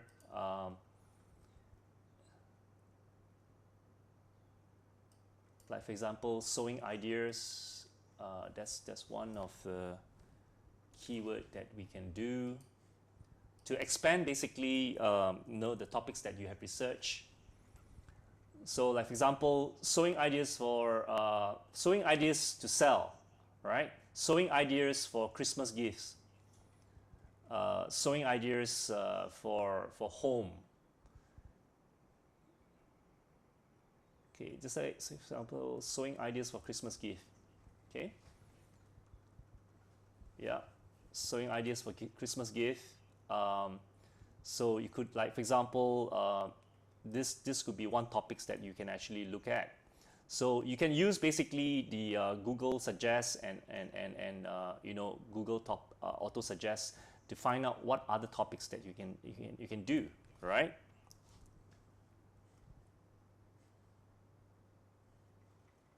Are you all coming up with sewing ideas for Christmas gifts?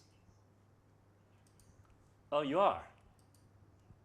So when's that going to happen? Next week? Next week. You'll post, right? Yeah, yeah. So so again, this is how basically you can actually find out more, right? Okay, all right. So everyone, let's take a 5 minutes break right now. And the next section that I will cover here is that how now you can actually prepare for your webinar. So right now, for your preparation of your webinar, the thing is that you have already gotten your objectives, your topics, and your headlines, and it's time to really start preparing for your webinar. So this means that considering what platform that you're going to host your webinar on, it's and how you're going to actually stay in touch with your attendees is very, very key, right? So right now you are using solely on Zoom, right? Yeah. So how do you find Zoom as a platform working for you? Yeah. So there's a limitation, right? Yeah. So the things that there are various other tools that you can actually use, and I'm just going to share with you. These are the tools that you can actually use. The things that these are some of the options that you have. So obviously the most popular one right now, the thing is that it's live streaming, right? It's doing live streaming. So most popular ones like Facebook Lives, and one of the one that I want to recommend to you, it's basically looking in terms of using StreamYard, right? So StreamYard is one of the very popular live streaming tool that you can use to do live stream through Facebook itself. So I'm just going to click this here right now. Okay. So this is StreamYard. If you look at the top here, okay.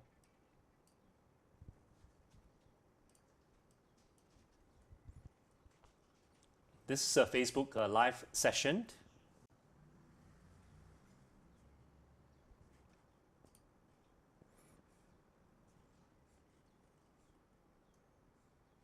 This is very good for panel type of webinars. Yes, of course, right? So can I suggest right now, everyone go to this link here, which I'm going to actually copy and paste in the Zoom chat for you. So just let me. So you go to the Zoom chat and click on this link here. Yeah, and then go to this the website, StreamYard website, and get started. Right, just key in your email address.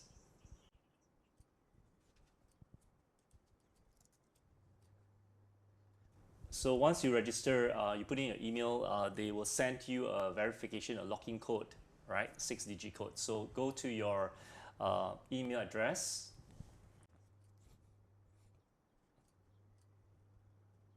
So you will receive an email in your inbox, your friend from StreamYard, the login code here, okay? So click here, and you will get your own unique 6 login codes here. So copy the code, and then go to StreamYard. So if you have your screen, say welcome to StreamYard, your screen, not my screen, your screen. Welcome to StreamYard, just say I. I. Yeah, it's nice to hear your voice from time to time. Alicia, are you have you registered, Alicia? Yeah, so okay, you're inside, right? So Carol, Nachwa, you're inside, right? So you press the onward, right? Okay, so this is basically you got to add your destination. So in this case, you can add multiple destinations. So you have a Facebook page, right? Or a Facebook group, or a Facebook profile, right? So I would suggest that you actually select your Facebook group later on, after you have actually created your closed groups. Remember I spoke about closed groups. So when you have many closed groups, so the 759, the 859, the 51,999, right? Yeah. So this then what you do is that you add your destination, you select the Facebook groups, right?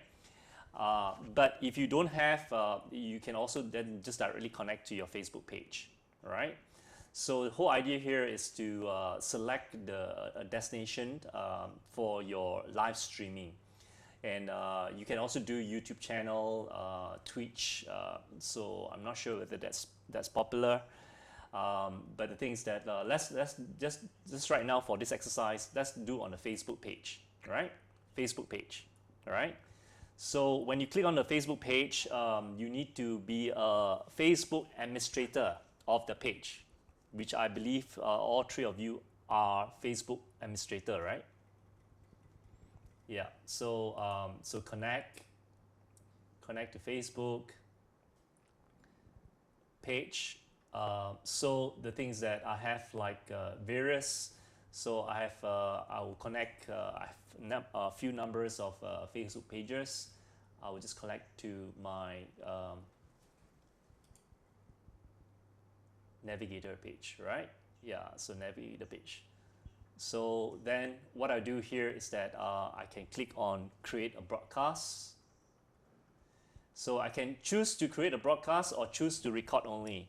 So this is a very good way of doing a pre-recorded live session.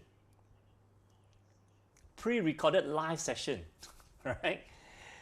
So it's kind of like your delivery is not just going to be like your 20 minutes video that you've done with perfection, right? So you can record it before you broadcast. So you can do kind of a delayed broadcast by using this tool. And many times I will actually recommend to my clients to record first, right?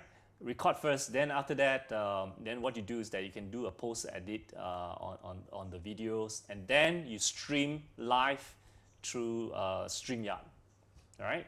So in this case, right now, so you have destination, this Facebook page, okay, yeah. So do a broadcast, create a broadcast, all right? So broadcast to, okay, add a new destination. Yeah, so this case I will select Facebook page, and then now I will connect. So the things that I need to grant permission to StreamYard. So connect.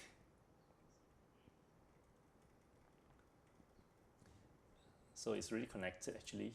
I don't know why they asked me to connect again. Okay, so broadcast to this. So I'm going to do this here. So create a broadcast. Stream. See, so you can even stream to multiple platforms, but in this case, you need to upgrade in order to do multi-streaming.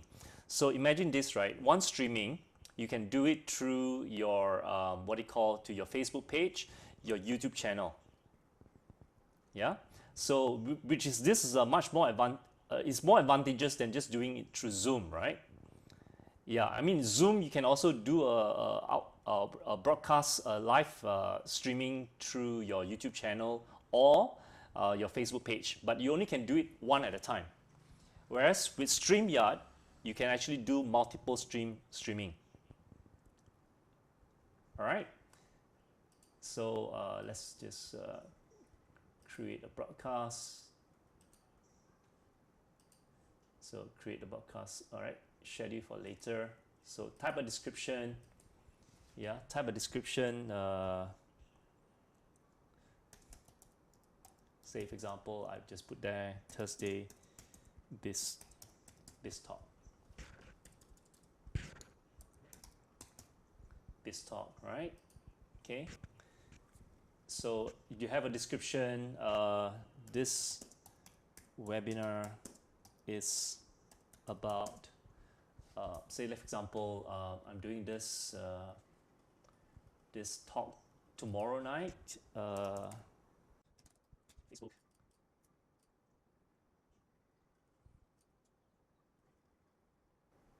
So place at a river. This is the page that I want to broadcast to. Okay, so this is the description. So I'll go back to StreamYard. Thursday B talk. All right. So register and schedule for later. So you can upload a thumbnail. All right.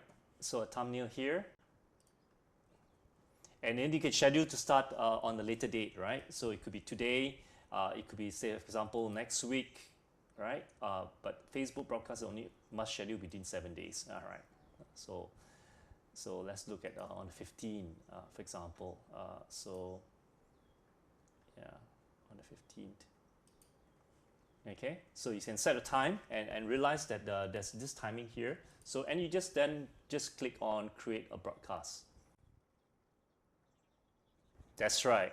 That's right. Yeah, yeah. But then again, you can actually this is schedule, right? So on the day itself. So before that, obviously you enter broadcast studio lah. Right? So you're entering a broadcast studio right now. So this then you do a test. Put your name in. You can mute. Mute first, and you can check your settings. Which camera you're using. So I use multiple cameras. So you do all your preparation setup, or you can even use OBS, which I'm doing right now. Yeah, OBS is a system that you can actually create a lot of interface. Yeah. So I'll share with you what is OBS afterwards, and then close this, and then enter broadcast. Okay, enter broadcast. Okay. So the things that you can do, like multiple, I can invite guests to see, to see the layout. Okay. So here at the bottom button here, so you can invite, right? Invite guests. So I'm going to invite you right now. I'm just going to copy this to in the Zoom chat. So okay. So this is a unique link, StreamYard link. So can you click into here?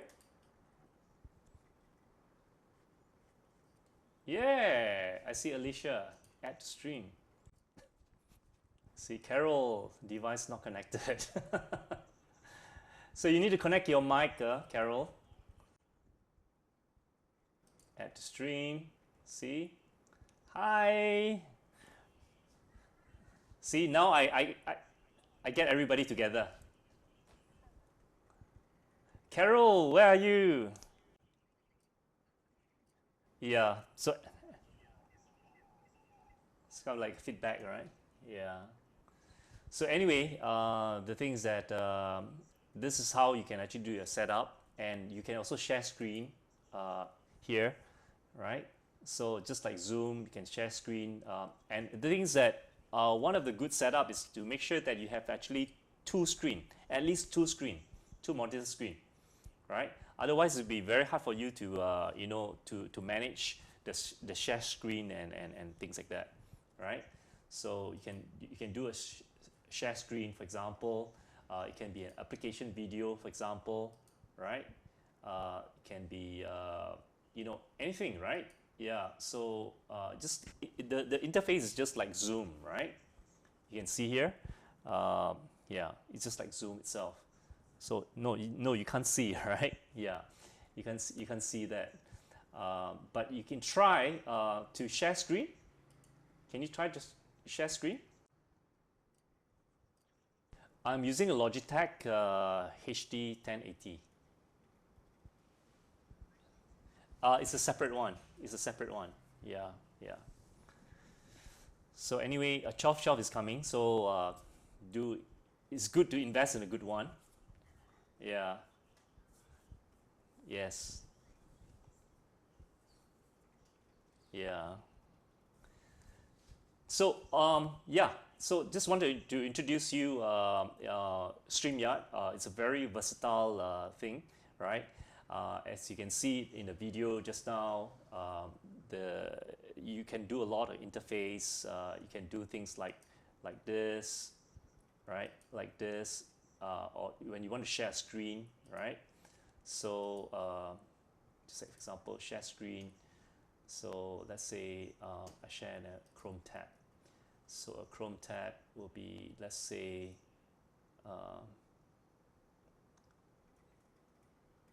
this one here. Share video, share audio. Right? So you can see that now it's shared, right, in a screen. Yeah. So the sharing function is all the same, right? Yeah. Okay. So play around with it. There's a lot of support and help in this area. So and the things that explore using this to do your live streaming over Facebook. Okay, over Facebook itself. So that's StreamYard for you, and the others that is more sophisticated are like Ecamm Live. Okay, Ecamm Live you can check out Ecamm Live. Yeah. So Ecamm Live is also very versatile. You can actually, in fact, let me just see, is there a video in here? Yeah, so this is Ecamm Live.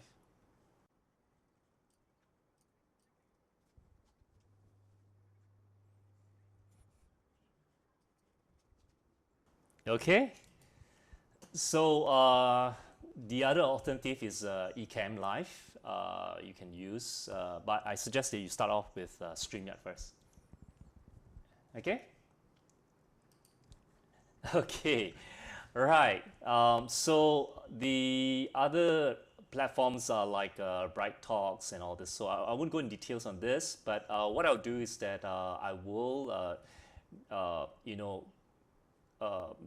basically list down these tools here for you, right? Yeah, these tools. Yes, it's the easiest to use. To be honest, it's the easiest to do, right? Easiest to do. Yeah. So just just yeah. Start small first. Okay, start small first. Yeah, that's a good idea here. Okay, so in the link itself, this are the webinar tools that you can actually use, right? Okay, so I've just listed it down for you, and everything comes with a hyperlink. Yeah, the hyperlink itself here. Okay, so you can check it out, right? Okay, so these are the tools. So now looking in terms of the landing page, right? So in absence of your landing page, I mean in absence of your website, because your current corporate website, you can't really like do anything with it, right? Yeah. So but the thing is that it's important to have a website, because before you start promoting your upcoming webinars, you actually need to create a landing page where people can register their interest and provide their contact information. So a few tips for you in terms of how you can create a high converting webinar landing page. I think the first thing that you want to do is that to keep things clear and airy, right? So don't overload your visitors with information. That's the first thing. Second thing, use video, right? Do kind of like a trailer.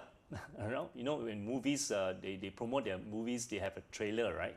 And they use videos. So it's no secret that videos increases conversion, because considering using videos on your landing page will quickly explain the benefit of the webinar. Just like what you saw just now with eCam, right? This guy, he explained, right? This video here, right? So it's very, very effective. So create a landing page where you have a video, and then you can quickly explain the benefit of the video, the webinar, why people should come to your webinar. And this way, people will be very familiar also themselves with the presenter, all right, of the webinar. So the thing is that, plus the fact that you can also use this video when you are promoting your webinar on your website, on your social media feed, or even your email newsletter, all right, or through WhatsApp, all right. So you can create a WhatsApp group and do a broadcast on your coming webinar. So it's a video is the most effective way. So do ask for a name, email address, or company, or all the essential profile field, right? So this will help you to maximize your conversion. The next thing that you need to do for your landing page is to explain the benefit clearly. So people will only attend your webinar if they feel that they are getting something valuable. So what is your value proposition? So because even though this webinar or this workshop is free for them to attend, but they are investing the time, right? They're investing the time. And so do give them the list of all the benefits that in bullet points, so that it's easier for them to read quickly. So make sure the list is easily visible as soon as they open the landing page. And the last two things that you need to do for your landing page is to create urgency.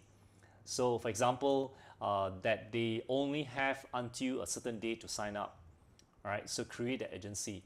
And incentivize them too, right? When they sign up for, when they sign up early, yeah. So give them a gifts or things like that. So that's again create a kind of a scarcity point where there's limited seats available.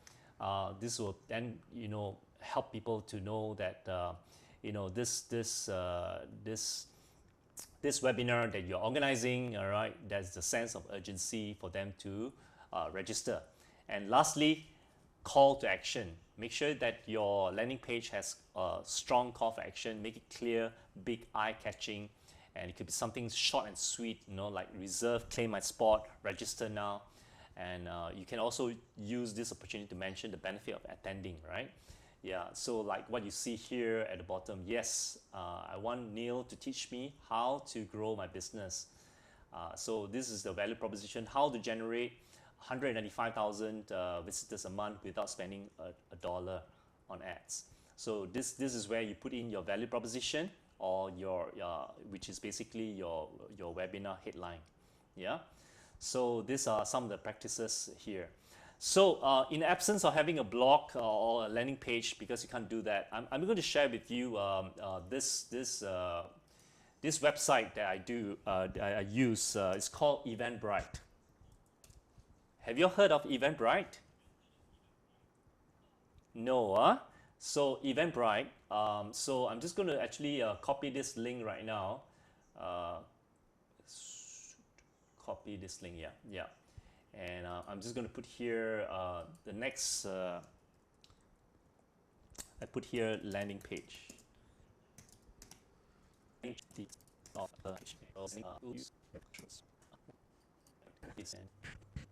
Okay, so this is the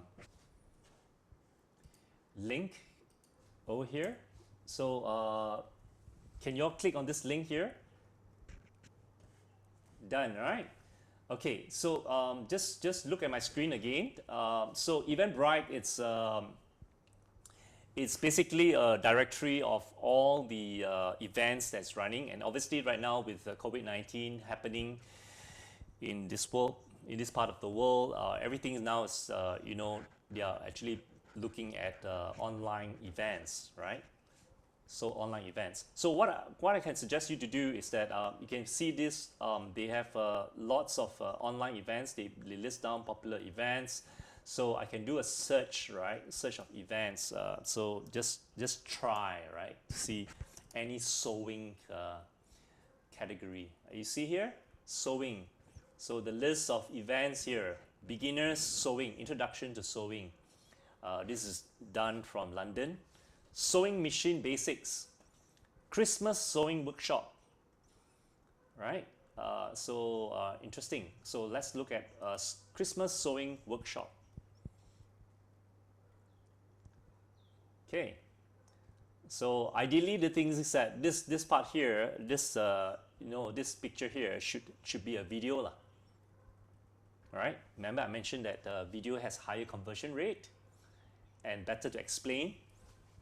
So you have the date, you have the title of your workshop, by who. So in this case, it would be by brothers, for example. And then there's this description here about this event, their tags, and they could also share that with friends, right? Yeah. So and what is this? So this is likened to be a landing page for you in the absence of having a web page to facilitate your registration. Yeah. So you can click on register, right? And then you can select how many people. So in this case, free. Only one. There's 3 remaining. Remember, I talked about create sense of urgency. Sales ends at 14th of December. I think this yeah. And so the things that you just need to do is to register. So when you register, you got to fill up the form, right? So you just type in your name, your surname, and and the things that you type in the particulars of the people who are attending. So you can determine all these fields, right? All this information that you need for your registration. You can preset it. So I'm going to show you later on how to do this, all right? So once they have key in and all these things, so like for example, I'm just typing this up here. I think I want to attend, right? Out of curiosity, right? So and this is happening this Friday. Confirm, register. Okay. So in fact, I would encourage you all to even attend this Christmas sewing workshop and see and get some inspiration, right? How they do it. Okay. Yeah. Well, this one is definitely open. I mean, you can select your location, but the thing is that if it's an online event, anybody can come, right? But the thing is that again, you can put that very explicitly. This is only for Malaysian. Right, for Malaysians. So if you got somebody from UK who register, you can actually send a reply to say that this event is only for Malaysia, right? So they can still find your landing page, but you can actually control their participation. Yeah, so it comes with a payment gateway, right? So most of your workshops are free. But if you want to actually sell tickets, you can actually charge. And the thing is that it goes to your PayPal account. All right, a PayPal account, which your PayPal account can be actually connected to your credit card. So what it does is that when somebody buys your tickets, it goes to your PayPal account, and you can select currency, whether you want to be in US currency or whether you're in Malaysian ringgit. And then after a certain amount, you can transfer that money into your bank account. All right. So later on, when you want to start charging people, to come to your workshop because your workshop is so popular, then I will share with you how to do the setup in terms of the payment gateway for the tickets. Right. So right now we just want to keep it as 0, right? At 0. As free, right? So no, right? So register. So I need to put in my mobile phone number. Okay. So keep me updated. I know I don't want. Okay. So I can choose to keep updated from the latest event from the event organizer, right? So in this case, I'm no. then I register. So once I register, then I have a confirmation of the order, and that's the link. Say the link of the workshop will be emailed to me. If I have not received it, check on spam. So these are the things. So I have a view tickets, for example, right? So which I can actually continue with my Facebook, right? So right now, so Eventbrite is a good place for you to create your landing page in the absence of your web page. All right, okay. So okay, so I'm going to move on from Eventbrite. Just share with you that you can actually create your landing page with Eventbrite. Okay. So again, when time comes, you need to set up your Eventbrite, create your landing page. It's something that I can help you with. All right. Okay, Alicia. All right. Okay. So set up marketing automation, right? So that's the next thing that you need to do. So once people sign up for your webinar, they should actually receive a series of emails to remind them about the webinars. And you need to provide them the information. So the sequence of the email is this, right? So once they registered, you should actually send them an email to confirm. Once they are registered, you should send them a first email, which basically the emails will contain all the relevant information about the webinar, as the time and the date. Then one day before, you got to send them an email reminder that says that the webinar is going to happen in the next day itself. And then after that, the third email is that send them an email right after the webinar with the link to sign up, right? So send them an email right before the webinar with the link to sign up, right? So right before. And then the third one is after the webinar, thank the participants and provide them any useful resource that you have mentioned in your webinar. And the fifth one is that do follow up, or send them email, do follow up with your leads to start nurturing the relationship, right? The relationship itself. Okay, so moving to this one here, you can see that WhatsApp app, business app, when you download on your phone, what you can do is that you can create a group, right? Can you create a group, right? And then you can create what you call a group link, an invitation of a group link, of which basically you can actually send those links to the people who have registered, and once they register, they are part of the group. You can send them reminder according to basically the timeline that I've just mentioned just now through the email sequence, right? So instead of using email, you can actually create a WhatsApp business group, and you can actually send them a link, a reminder, before the day before, even right after, before your webinar is happening, and even after the webinar itself. So because in WhatsApp, you know that you can actually paste links, the URL links, right? And all the links and informations that you have here. Okay, right. So that's something that you can do. But the difference between using an email versus email automation versus WhatsApp is that email has basically easy automation, right? Right. So this is one of the email marketing automations where you can send out emails automatic fashion, right? So once you preset the sequence of your emails, so you can actually use these tools to help you to set up. So I'm just going to put here the link in this document here. So this I type it here as email marketing automation. Okay. Right, so okay, the next section that we are looking at is promoting your webinar, right?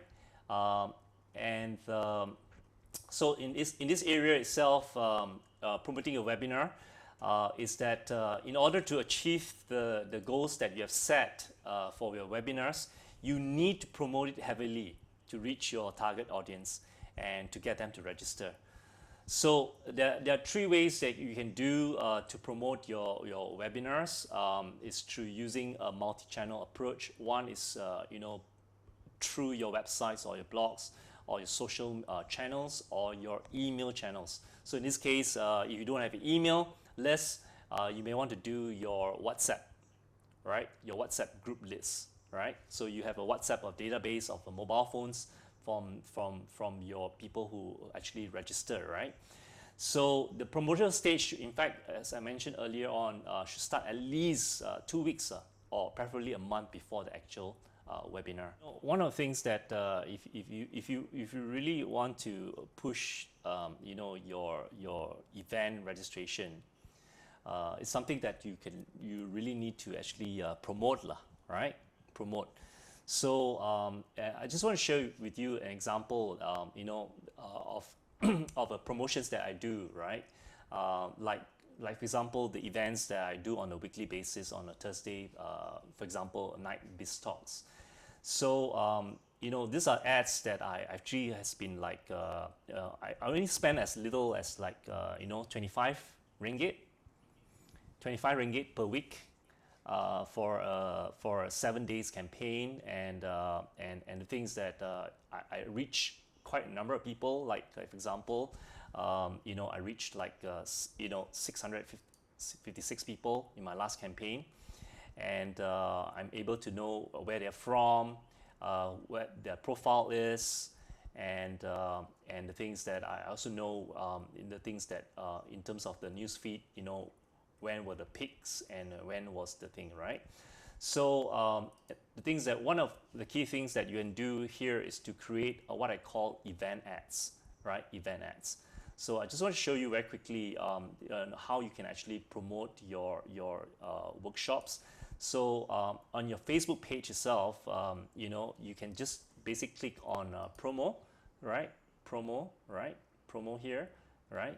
And what you do is that you want to basically boost an event, right? Boost an event itself. So let me just come back to here again. Okay, just let me come back to here again. There's going to be a page. So what I want to do here is to basically boost a post, right? Yeah, so on here itself, say for example, I have one of my posts here, which is the event is happening on the 10th, which is tomorrow. So what I would do here is I boost a post, right? And the things that I select sign up, and it's so easy, right? To do a sign up here. And then look in terms of okay, this is the part that I actually want to look at. So if you want to look in terms of selecting a target, you want to reach people who have really liked your page and also their friends, right? So it's kind of like you are selecting target audience that people who's really familiar with you, and people who has their friends which will probably be interested in your business too, right? So this is where if you select people who like your page and their friends, and do kind of a campaign over here. I can see that it's only like 25 ringgit, right? You'll be able to reach, like for example, 677 people with link clicks of 8 to 27 people, right? So this is going to be a good test for you, right? A test for you. And it's always important that we promote our events. So you can start by actually promoting your events, in a smaller scale level, 25 bucks per week for 7 days. And then as you can see that, you're getting a lot of tractions for your promotions of your events, for your workshop itself. You can start to increase your budgets itself. So the thing is that it's very important for you to encourage audience participants, especially in the live webinar, right?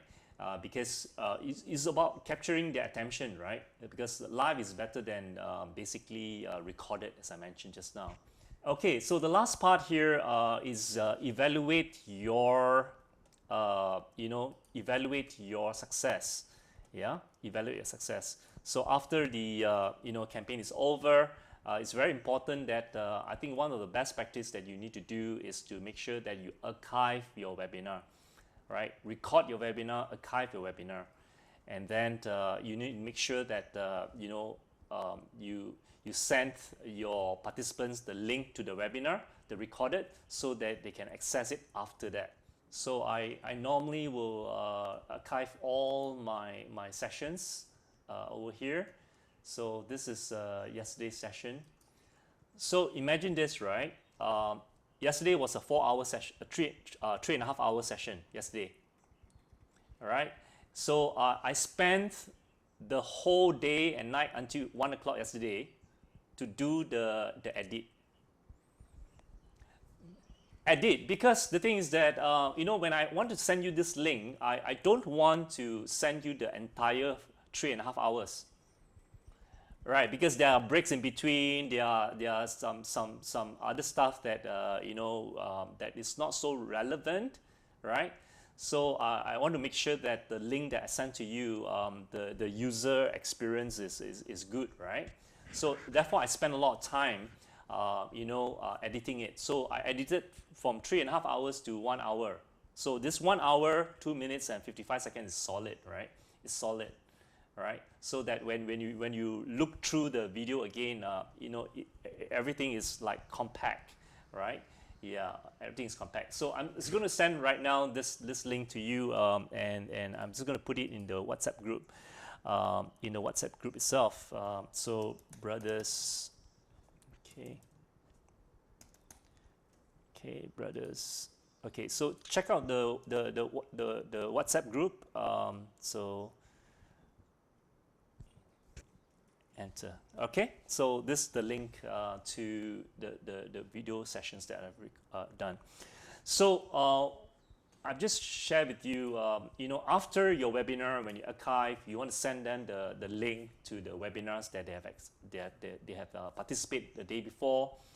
Make sure you do a post edit first. Okay, just don't send them the entire recording to them. Okay, yeah. And then the thing is that obviously the thing is that you want to generate more leads again. All right, so you can promote your webinar as on demand, and again, the recorded sessions you can actually like especially for those educational webinars, right? Yeah, so you can actually do a post edit and create a trailer promo out of it, right? So from the recorded, you do a trailer promo. So an example of my trailer promo from yesterday's one will be like this one here. Okay, so so the way I do it is that I tell them, I say this video is about my online learning classroom setup for remote training participants, and some tips to engage your audience in the Zoom session. All right. So I have a headline here, say, I'm happy no one slept in my class, ... Okay, so welcome, ladies and gentlemen. Okay, ladies and gentlemen first. I think all ladies. So I'm so used to it because I've been doing this for the last, since MCO, right? Since MCO, and previously, I started off field environment and OBS. We can see here, this is an OBS system, right? With not so much of the, I'm glad. So okay, right? So what I did was that I did a cut down from the video sessions that I had, and I make it as a trailer, right? Because my intention is actually to actually promote my 25 very short course in digital marketing, right?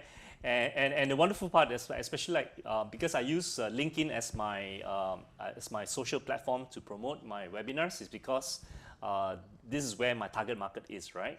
Because if I look at the statistics here, right, I get companies like this, right? So like Telkomsel, which is one of the largest telecommunication companies in Indonesia, have people, two people from DBS Bank Singapore. I have a property developer. I have CIMB Niaga here, right? Yeah, so I know who actually, insurance companies, Malaysian Airlines. So when I start to do kind of a trailer from the webinars that I've conducted, I can use this to promote my future workshops or webinars. Yeah, right? So that's the point that I'm trying to share with you. But it takes a lot of time and work, all right? Yeah, because I use Final Cut Pro, which is a software, it's an editing software, video editing software for Apple. All right, and I have a super duper horsepower computer to make my rendition and all this, very very fast. But the thing is that investing this will help me to promote my future webinars and workshops.